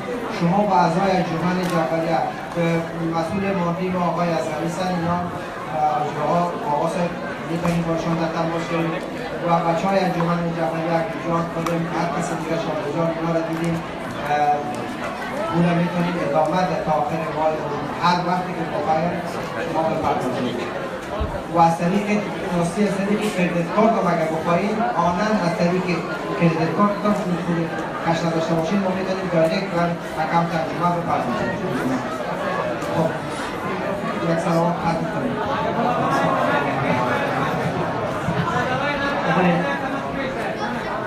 آقای سید اسلام الدین مظفریان $200 لطف کردن و صلوات بر شریعت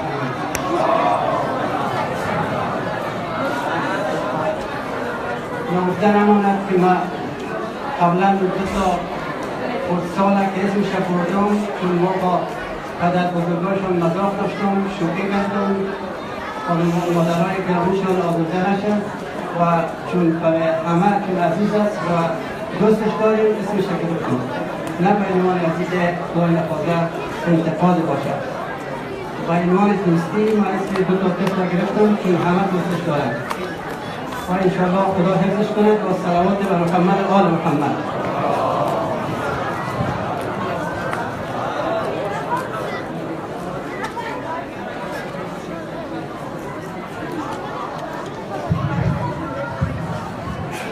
بسم الله الرحمن الرحیم. برادرای محترم، من رئیس معتمد انجمن هستم. وعده می‌دهم که این پولایتان به جای مصرف نمیشه. خودش به مو جایی که شما قصد دارید و مو هدفی که شما دارید خودش به اون را با مصرف میرسد.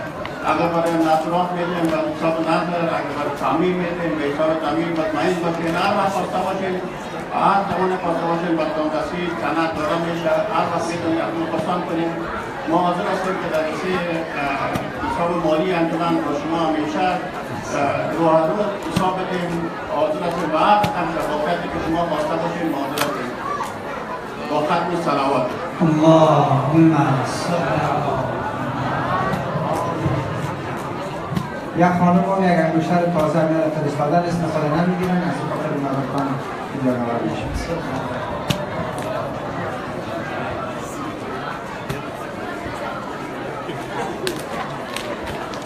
جهت خشنودی ارواح طیبه شهدای کربلا و انشاءالله تعالی بهره‌وری از این محفل نورانی در این شب عاشورا و جهت خشنودی ارواح جمیع اموات جمع حاضر، مخصوصا اموات خدمتگزاران و نظر دهندگان و خدام امام حسین علیه السلام در این مرکز شریف، رحم الله من يقرأ السورة المباركة الفاتحة مع الصلوات.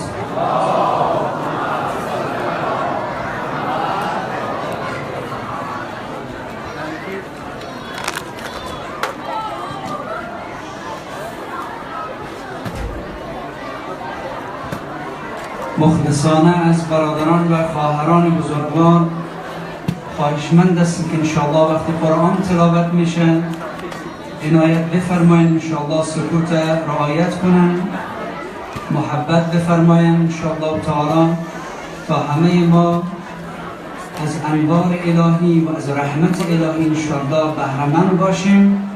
با صلوات بر محمد و آل محمد.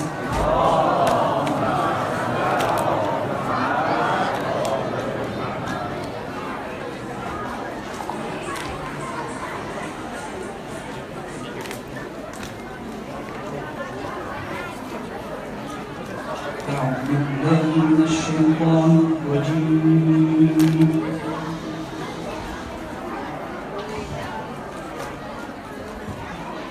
بسم الله الرحمن الرحيم.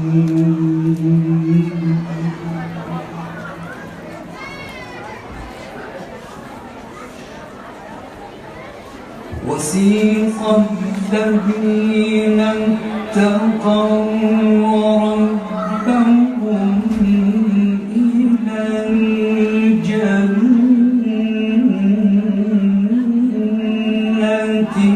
زمرا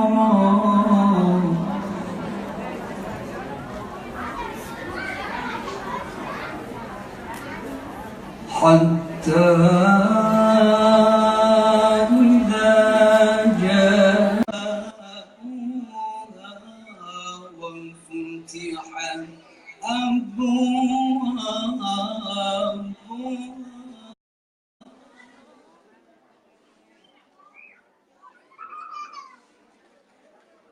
وفتحت أبوابها وقال لهم خزنتها سلام عليكم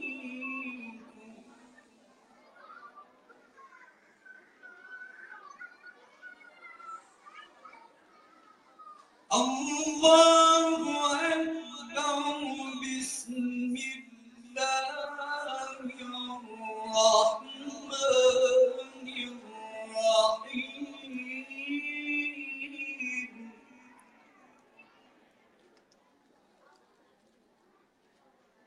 وسيق الذين اتقوا ربهم إلى الجنة زمرا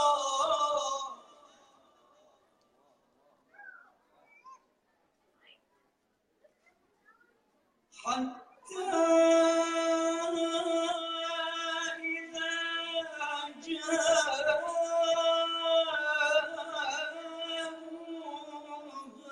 وفتحت أبوابها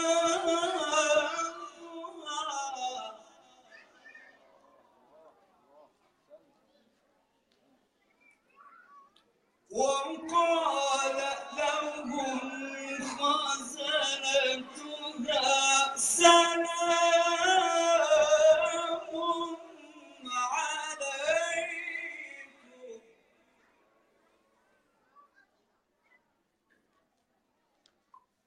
سلام عليكم طبتم فادخلوها خالدين.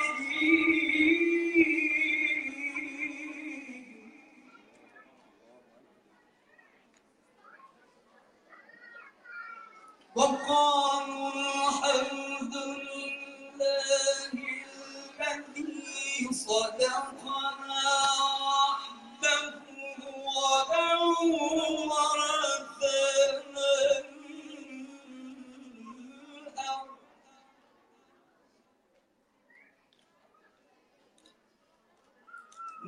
نتبوأ من الجنة حيث نشاء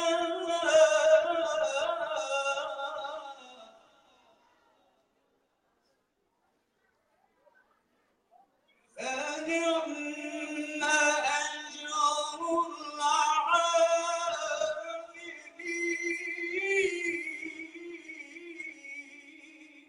العاملين.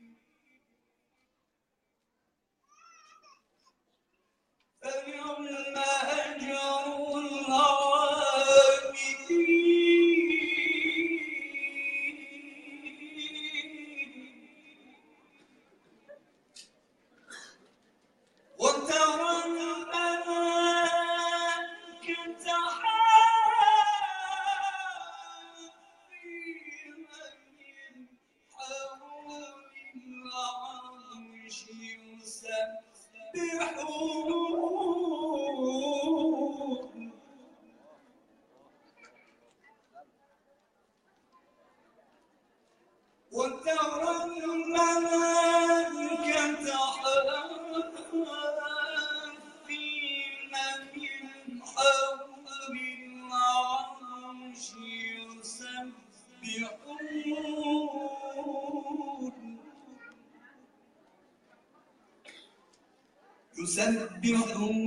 بحمد ربهم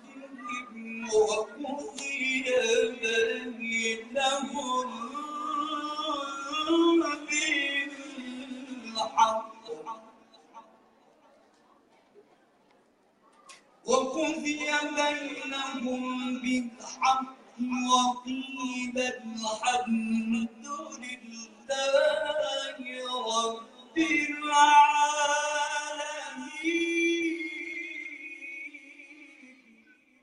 الله أكبر. بسم الله الرحمن الرحيم. إنما أنزلناه في ليلة القدر وما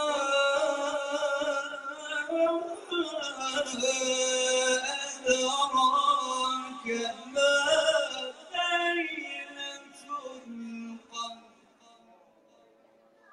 ليلة القدر خير من ألف شهر. تنزل الملائكة والروح فيها بإذن ربهم من كل أمر. سلام هي حتى مطلع الفجر. صدق الله العلي العظيم. اللهم صل على محمد وآل محمد كما صليت على إبراهيم وعلى آل إبراهيم إنك حميد مجيد. إلى أرواح المؤمنين والمؤمنات والمسلمين والمسلمات. خوشنودی ارواح جميع اهل اسلام، حقداران، شهدای عزیز، علمای بزرگوار، کسانی که بر ما حق دارند و شفای همه بیماران، همه دردمندان، همه مریضها، مخصوصا ملتمسین دعا از جمع ما و عزیزان جمع ما و عنایتی میشه در این محفل معنوی. رحم الله لمن يقرأ السورة المباركة الفاتحة مع الصلوات.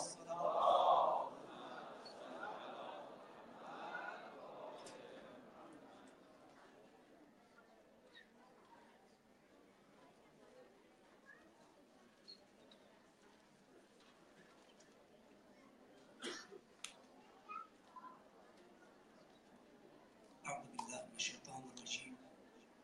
بسم الله الرحمن الرحيم. الحمد لله والصلاة والسلام على رسول الله وعلى آله وأصحابه ومن اتبع الهدى. والسلام علينا وعلى جميع عباد الله. رب اشرح لي صدري ويسر لي أمري واحلل عقدة من لساني يفقهوا قولي يا كريم يا رحيم. وأما بعد، قال الله الحكيم في محكم كتابه وهو أصدق الحديث.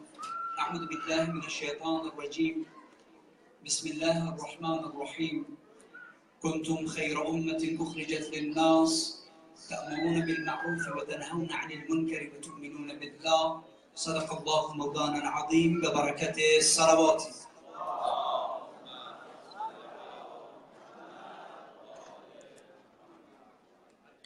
خون اون تفسیر این اسرار کرد، ملت خوابیده را بیدار کرد. رمز قرآن از حسین ناموختیم، ذاتش اون شعله ها اندوختیم. امشب شب عاشورای حسینی است.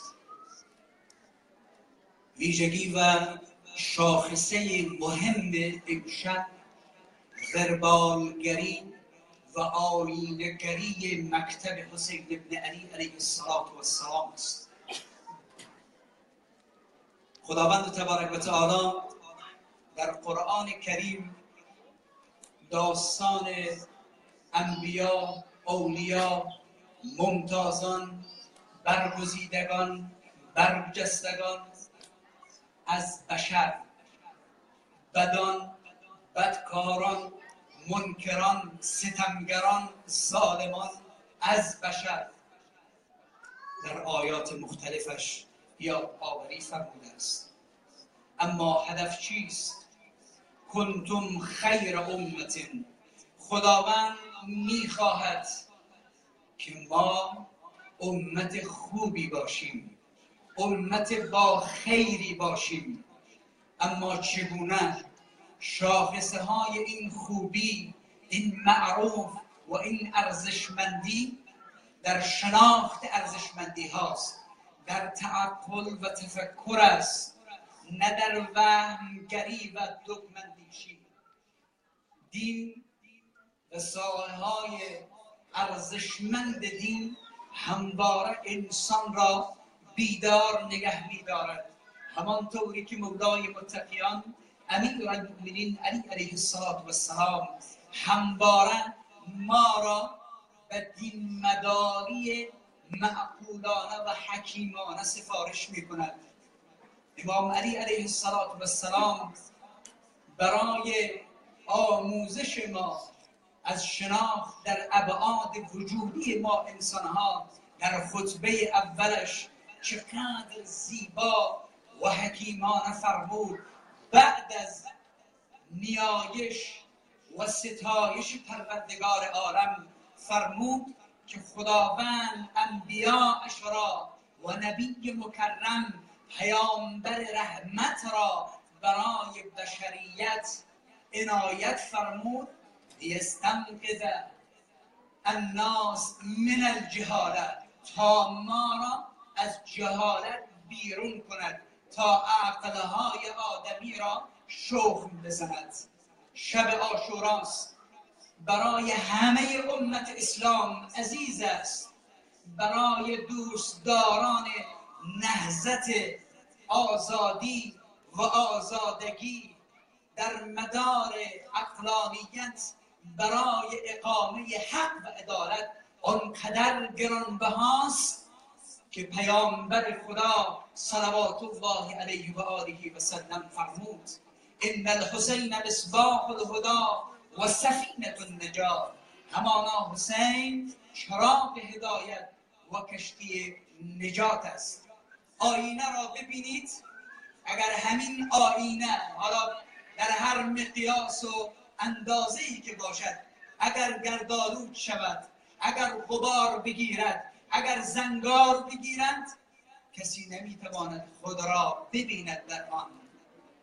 کار امام حسین علیه السلام آیینه گری است. اگر ما با قلب پاک و شایسته واقعا بیاییم در کنار امام حسین و یارانش قرار بگیریم، بدون شک این مجالس برای ما، نفس ما، عزیزان ما، خانواده های ما، جامعه ما، امت اسلامی و بشریت بدون شک ارمغان خوبی و معروف خواهد داشت.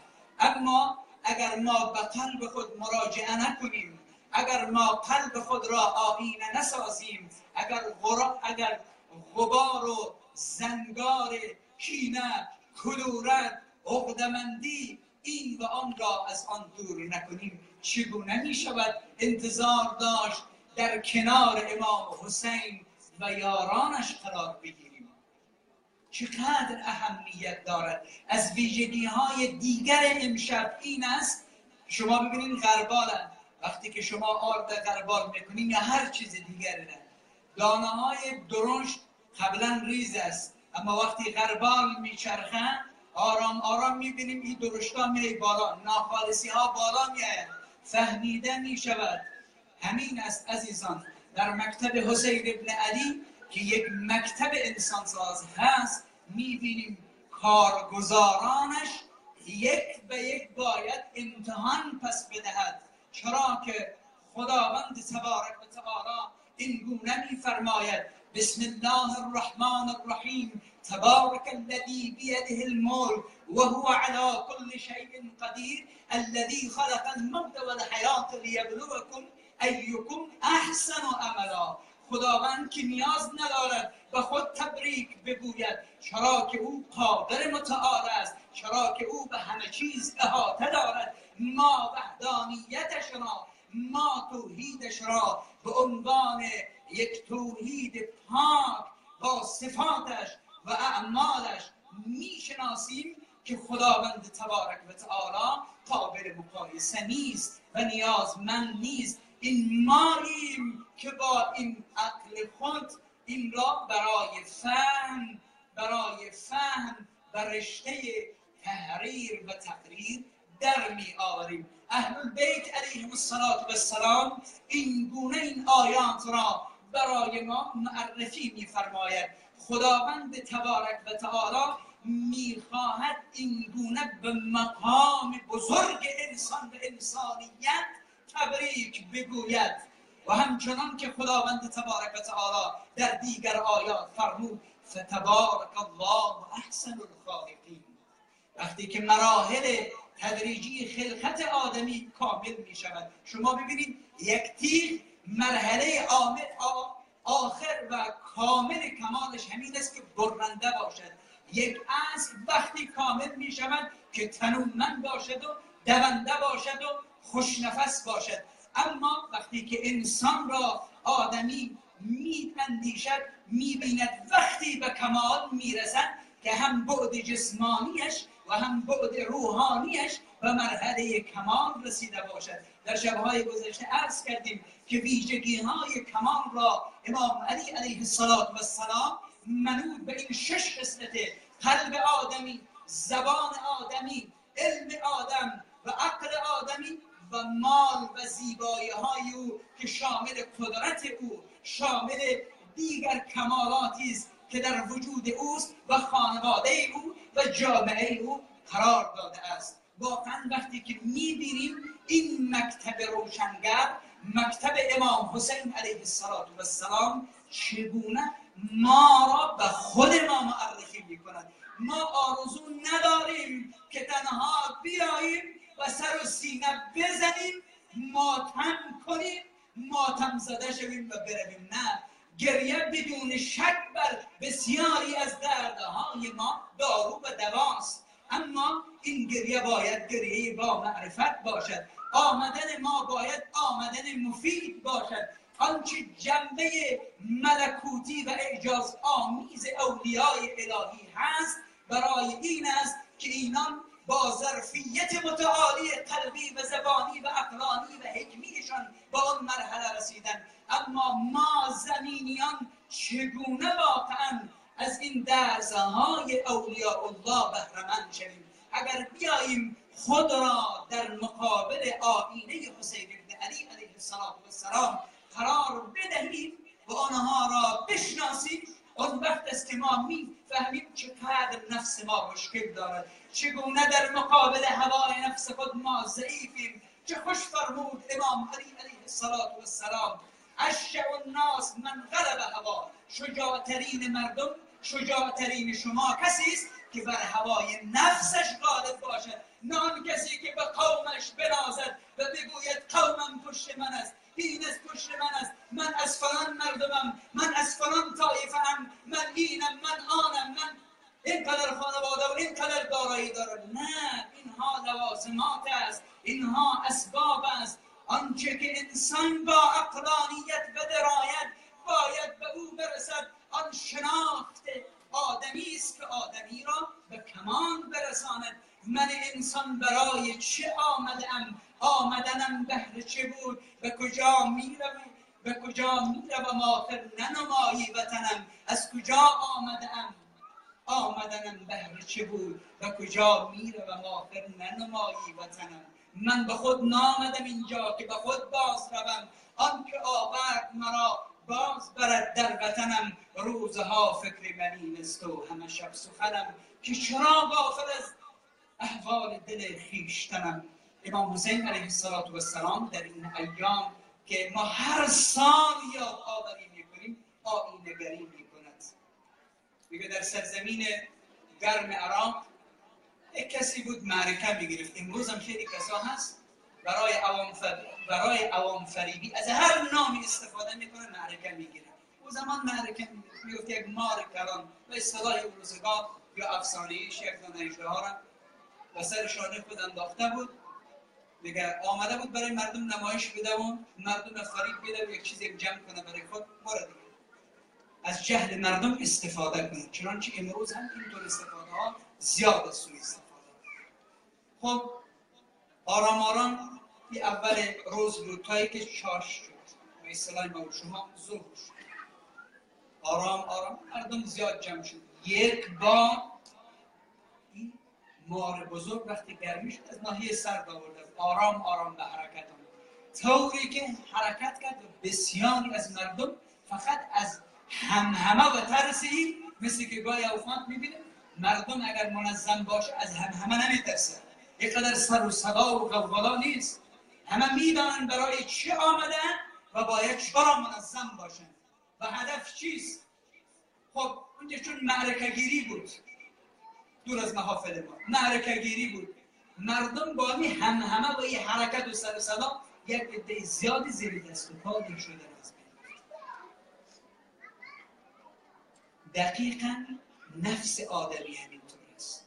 گاهی اوقات آرام به نظر میرسیم، خیلی آرام به نظر میرسیم.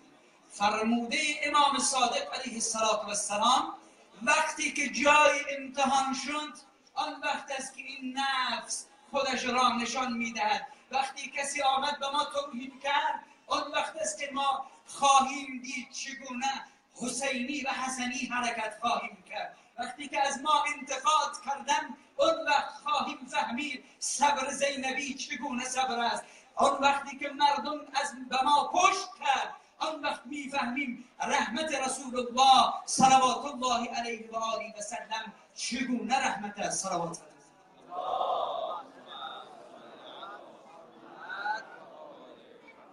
این نفس ها گاهی اوقات مانند همین اژدها در درون ماست.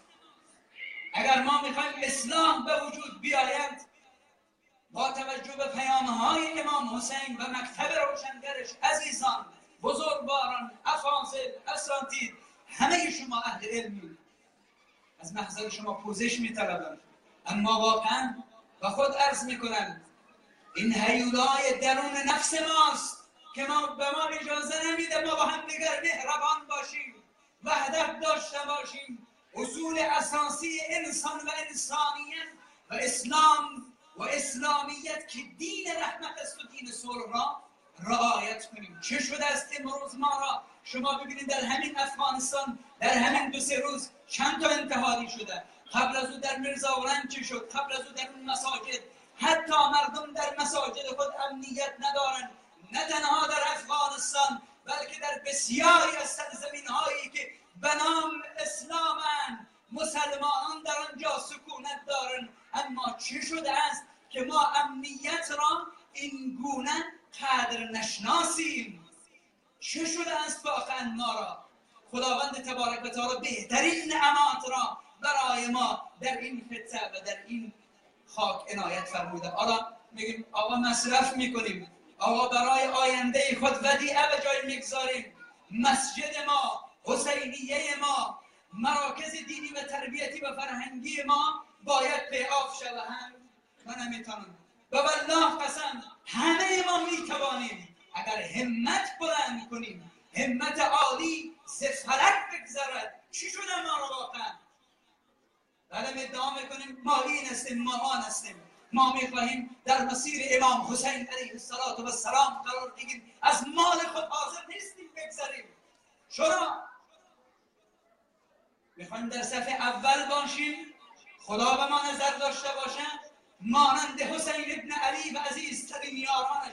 شما ببینید در این منازل چطور غربال میشه، چقدر نفر با امام حسین علیه السلام از مکه همراه شدن، اما ریزش کردن در بین راه. چه کسانی با امیرالمؤمنین بودن، در سپاه امیرالمؤمنین بودن، با امام حسن بودن، اما چرا ریزش کردن؟ وقتی که حسین ابن علی علیه السلام علم برافراشت که من حسین نمیتوانم با اندیشه یزیدی زندگی کنم، هیهات من الذله. امروز چقدر اندیشه یزیدی در نفسهای ما جای گرفته است، چقدر مادیات و تعلقات در زندگی ما جای گرفته است که ما در خانه قلبمان واقعا چه عشقی را، چه معنای عشقی را از پیغمبر و اهل البیت ما داریم، چه عشقی را ما از مؤمنین، از برادران و خواهران مؤمن و مؤمنه به عنوان یک پیکره در قلب خود داریم. المسلمون کالجسد الواحد.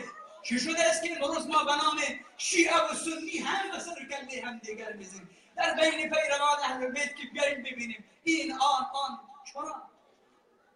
تنها جایی که ما و شما را واقعا در یک چتر، یعنی چتر عبودیت خدا و با استعانت از رهنمایی عملگرای امام حسین علیه السلام گرد هم آورده، این است که به ما معنویت بخشیده است. عزیزان امروز خانواده های ما به حاکمیت معنویت نیازمندند. لازم نیست که دیگه بگیم که چون ما فلان میکردیم، پدر ما این میکرد، این میکرد. نه، اصل حاکمیت معنویت است. اگر پدر و مادر به سمت معنویت باشند، زندگیشان معنادار باشند، زندگیشان منطبق بر قرآن و سنت و سیره پیامبر و اهل البیت باشد، میشه او خانواده از هم بپاشد؟ هرگز. میشه او خانواده گذشت نداشته باشه؟ هرگز. میشه بین زن و شوهر اختلاف؟ چرا اینطور هستیم؟ پس این غربالگری که واقعا ما را غربال میکنه. ناخالصی های ناراحت نشوند وقتی غربال میشوند، وقتی که نمیتوانم تعامل کنم با برادر و خواهر مؤمن و مسلمانم و سایر برادرانی که در خلقت با من برادر و برابرن. ناراحت نشوند اگر بر من انگشت انتقام دراز میشه. آیا تو واقعا حسینی هستی؟ آیا واقعا تو علوی هستی؟ آیا واقعا تو نبوی هستی؟ آیا واقعا تو پیرو پیغمبری؟ تو پیرو اهل البیتی؟ اینها نیازمندی های امروز ماست که اصل حاکمیت در خود ما و خانواده های ما حاکم شده، که در جامعه ما حاکم شده. وقتی که ما یک توانمندی ارتباط با جوان خود و نوجوان خود نداشته باشیم، با آن که اصلا از بسیاری از مسائل دور باشند، تحمل نداشته باشیم، تعامل نداشته باشیم، همپذیری نداشته باشیم، چی کند که یک شب بیای به سر و سینه بزند تو؟ بدون شک این کشتی نجات است. این انوار هدایت، این مشکات حسین است که در حقیقت ما را به اینجا دعوت کرده است. اما اگر قدر دقت کنیم، همه ما مسئولیت ها و وظایف داریم در قبال هم دیگر. پیامبر رحمت فرمود کلکم را و کلکم مسئول عن رعیته. همه ما نسبت به هم دیگر نگهبانان هستیم. ولی گاهی اوقات بعضی از بزرگان ما دلسوزی میکنه، بعضی مسائل میگن، یک عده رو برمیگردانن، یک عده ناراحت میشن، ملال برایشان ایجاد میشن. عجیب است واقعا. خب همانطوری که ما متقابلا انتظار داریم از روش‌های هدفمند جدید استفاده کنیم، خب ما خیلی داشته‌ها داریم که همیشه به کار ما میاد. اینها در همه وهله‌های زندگی ما اهمیت دارد. عزیزان، یکی از القاب امام حسین سارالله است. ما چه در زیارت وارث چه در زیارت عاشورا میخوانیم السلام علیک یا ثار الله و ابن ثاره و الوتر الموتور. میخوام یک مطلب را محضر همه شما عزیزان با یک دقت نظر به عنایت بیشتر شما عزیزان عرض کنم. صلوات خواهد.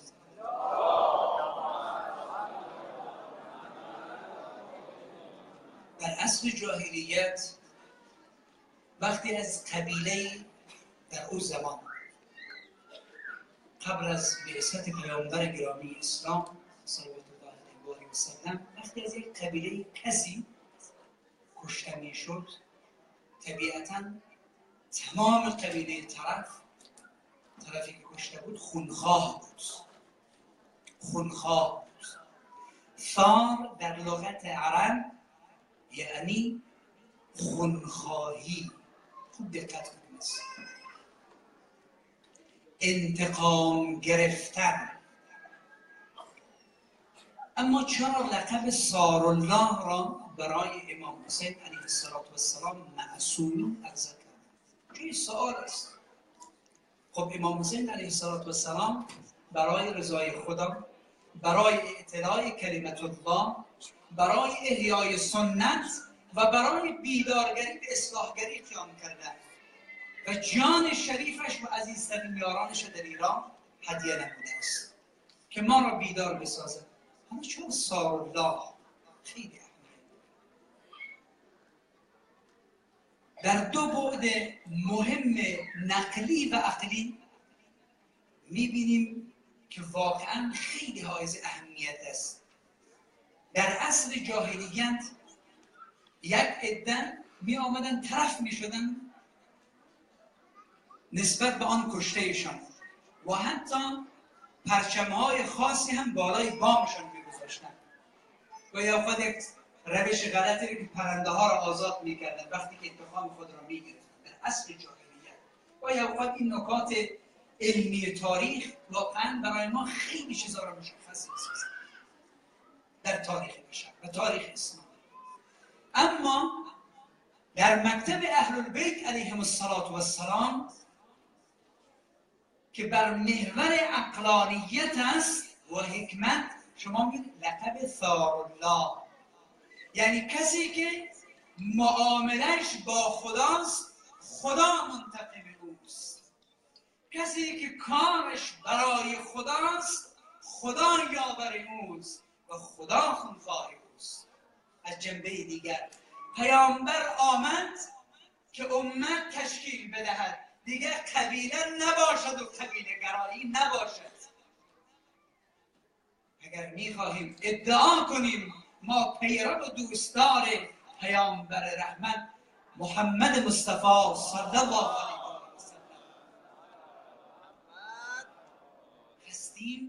بیاییم واقعا نظاره کنیم. خون حسین هدر نرفته است. خون حسین به اسلام آبرو بخشیده است. خون حسین رمز بقای دین اسلام است.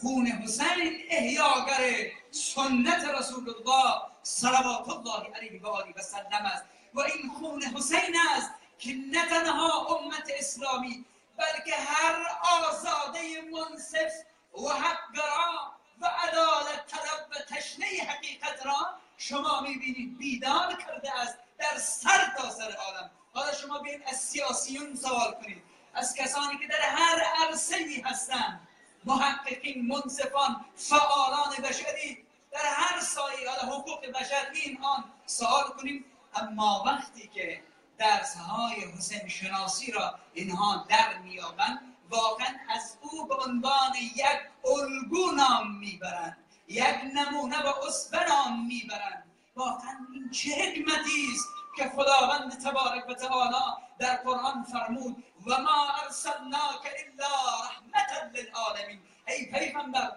ما تو را نفرستادیم مگر که تو رحمت باشی برای همه عالمیان، هم این دنیا هم آن دنیا، نه تنها انسان ها، همه موجودات. عجیب است که این خاندان و این فرزندش این گونه رحمت است. شما ببینید امام حسین یک شب فرصت خواست، این شب عاشوراست. هرچی قرآن خوانده شود کم است با معرفت و شناخت. شما ببینید در لغت عرب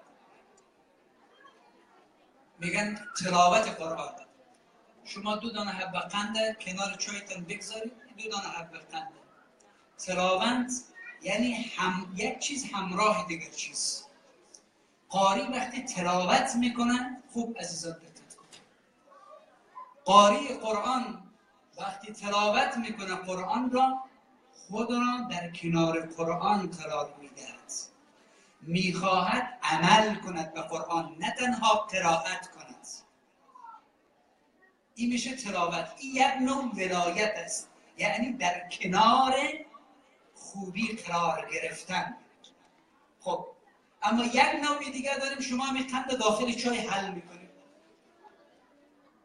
این هم نوعی از ولایت است، یعنی ممزوج میشید، فکر شما، نظر شما، حرف شما، اندیشه شما، عمل شما خلط میشه با هم. وقتی که من در دستگاه امام حسین علیه السلام، در دانشسرای امام حسین ما زانو میزنیم، میخواهیم همرنگ حسین میارا بشه. اینها چه کسانی بودند؟ غیر از امام علیه السلام، خاندان بزرگوارش از اقشار مختلفی جامعه بودند، اما آمدن قرار گرفتن. و منظور از این خیمه معرفت حسینی همین است. امشب آیینگری امام حسین، غربالگری امام حسین و همچنان نوازش امام حسین علیه السلام بر همگان است. باور کنید در سر تا سر عالم هر کس به نام حسین ابن علی با معرفت و از لجه قلبش برای حقیقت و واقعیت که او خداست به سمت بندگی حسین را به عنوان الگو و اسوه بپذیرد و قبول کند، خدای تعالی بر اون نظر دارد. السلام علیک یا ابا عبدالله. یکی از معانی این نام بلند این است: سلام بر تو ای عبد خدا، ای بنده مخلص خدا. هیچ چیز بالاتر از بندگی با خدا نیست، با آن بندگی که با اخلاص باشد. شب عاشوراست عزیزان، آمدن بسیاری ها ریزش کردن، خیلی ها ریزش کرد، اما شخصیت های مانند وهب ابن عبدالله در راه آشنا میشه، مسیحی است، رویش میکند و لاله‌ای میشود در دشت نینوا، آنقدر خوشبو که همه حس میکنند. امشب همه شنیدی از کربلای حسین حس میکنه، به مشام میرسه که ما اینجا آمدیم. ما اینجا بیخود نیامده ایم، آمده ایم که واقعا استشمام کنیم انسانیت را، پاکی را، مسلمانیت را، حقانیت را، ایثار و گذشت را. کارگزاران امام حسین علیه السلام امشب چی میکنن عزیزان؟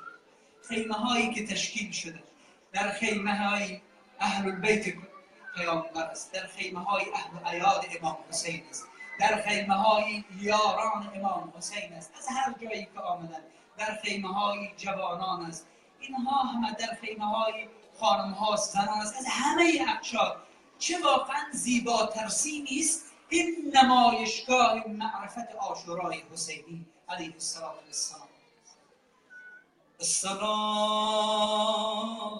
السلام علیکم یا اهل بیت النبوة،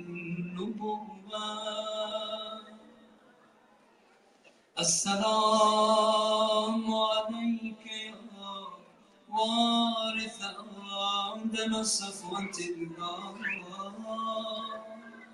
السلام عليك يا وارث نوح النبي الله، السلام عليك يا وارث إبراهيم خليل الله، السلام عليك يا وارث إسماعيل ذبيح الله، السلام عليك يا وارث موسى كريم الله، السلام عليك يا وارث عيسى روح الله، السلام عليك يا وارث محمد حبيب الله، السلام عليك يا وارث أمير المؤمنين ولي الله، السلام عليك يا ابن رسول الله، السلام عليك يا ابن أمير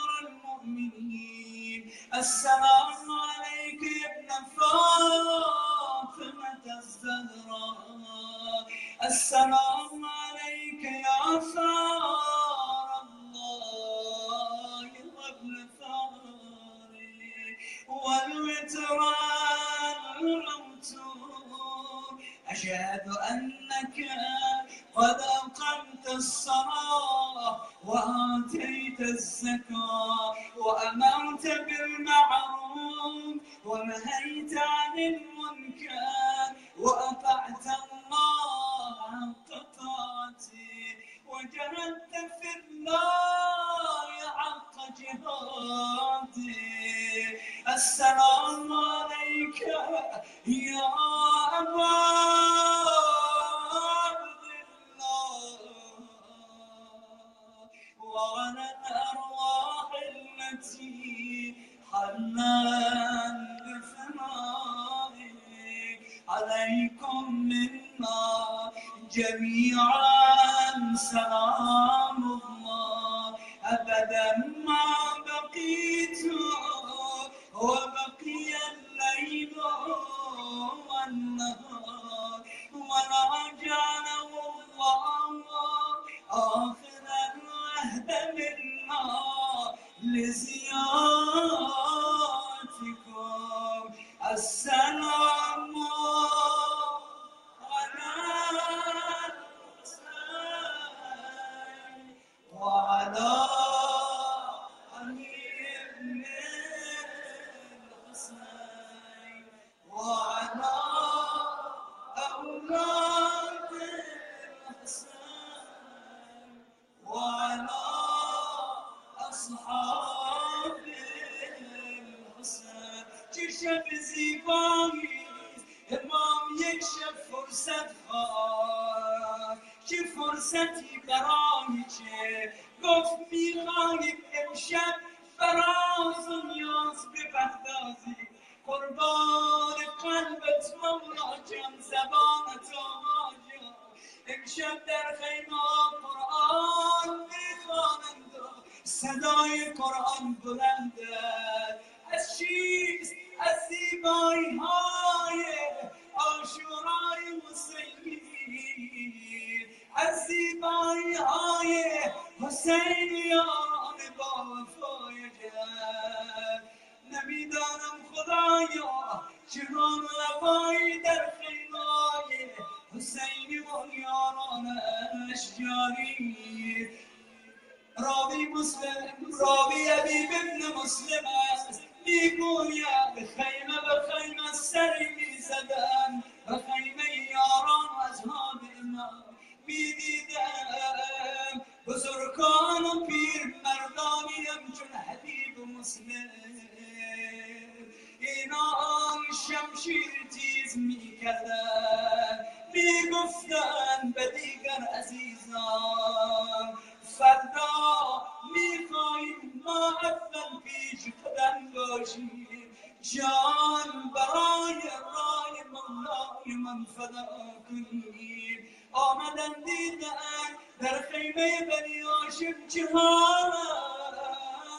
عزیزان بنی هاشم هم جمع بودن میگفتن نشود یاران مولای من اول برد ما باید جانمان را فدا کنیم بنازن بین ایسان فداکاری اما خدایا نمیدانم در خیمه زنان اطفال چه میگذرد از شب هفتم که آب بر روی اهل حرم امام حسین یارانش قرد بود جانی اما امام یک بار اشاره فرمود به یارانش بیایید جمع شوید برای شما سخنانی دارم امام عزیزان را جمع فرمود راوی همین حبیب ابن مسلم میگوید امام بعد از حمد و ثنای خدا فرمود شما بهترین یارانی شما بهترین عزیزانم هستید شما از یاران جدم رسول الله وفادارترید چرا که خوب میدانید چه سرنوشتی در انتظار شما، دیگر از شما چیزی نمیخواهم، بیعتم را برداشتم بروید. اما ببینید همه یک صدا چه گفتن، مولانا سیدنا حسین، اگر فردا بارها و بارها جان بدهیم و زنده شویم، بازم اشتیاق داریم در راه شما باشیم.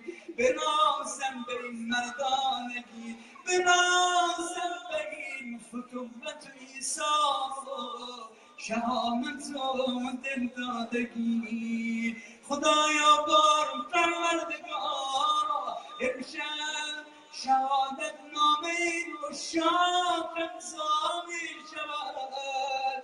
خدایا از تو می خواهیم به برکت دلدادگی یاران حسین و عزیزان این عشق ما را، این دوستی ما را، این محبت ما را، این دلدادگی ما را به محمد و آل محمد بیشتر از پیش بفرما. خدایا بار پروردگارا از تو میخواهیم که ما را در مسیر نجات، رسم و آیین زندگی حسینی و حسینی با مرحمت بفرما. خدایا به حق این شب عزیز، شب عاشورای حسینی، قلب‌های ما را مصروف شفای قرآن، هدایت قرآن بفرما. خدایا در این شب همه راز و نیازی دارد، این خاطره چه شیرین است در این شب، کنار زینب، عباس و عمو قاسم و جعفر و علی اکبر. خدایا نمیدانم در دل امام چه میگذشت وقتی که جمال خدمتگزارش جون را مشاهده میکرد، وقتی که سیمای حبیب را میدید، وقتی که سیمای عباس را میدید، وقتی که سیمای علی اکبر را میدید. جوان عزیزک، جوانان عزیزک، یاران عزیزک، راوی میگوید بیشتر از 7 بار امام در روز عاشورا آمد به طرف میدان. اینطور نبود، امام فرماندهی میکرد، جایی که لازم بود رخالت میکرد میرد. اما دو جا خیلی عزیز است عزیزان، یادآوریه وقتی که خدمتکارش جون همان غلام به شهادت رسید، امام آمد سرش را بالا گرفت، نوازشش کرد، فرمود ای جان خدا و رسول خدا از تو راضی باشد. شاید جان در آن آخرین لحظات میخواست بگوید مولایم، آقایم، آیا از من راضی هستی یا نه؟ یک جای دیگر هم بر سر بالین علی اکبر راوی میگوید علی اکبر شبه پیغمبر بود، وقتی که میخواست میدان برود همه برای اتمام حجت امامهی به سر میکند. آنقدر رشیدند خود را معرفی میکنند، من که هستم بعد از اون به کارزار میرود برمیگردد. راوی حبیب ابن مسلم میگوید دیدم علی اکبر برگشت، امام منتظرش بود، شاید نمیدانم از فرط تشنگی علی اکبر آمد دوباره به دیدار پدر. امام را در آغوش گرفت. اینها همه زبان حال است عزیزان. صورت به صورت علی اکبر گذار. این گونه میخواست بفهماند عزیزم نور چشمم تو باید بروی برم چشمم. اما این راه ما رفت علی اکبر به میدان. چه زیبا تماشایی حماس آفرین. اما علی اکبر صدایش بعد از دقایقی بلند می شود. این گونه صدا می زند و ابتا ادرکنی. امام خود را بر بالین علی اکبر می رساند. شاید زبان حال امام این گونه باشد. علی اکبرم جوان رشیدم شبه پیغمبرم. این شهادت گوارایت بود که انا رحمت الله علی القوم الظالمین و سیعلم الذین ظلموا ای منقلب ینقلبون. این حسین کیست که آمد همه دیوانه بود. این چه شمعیست که جانان همه پروانه بود. این حسین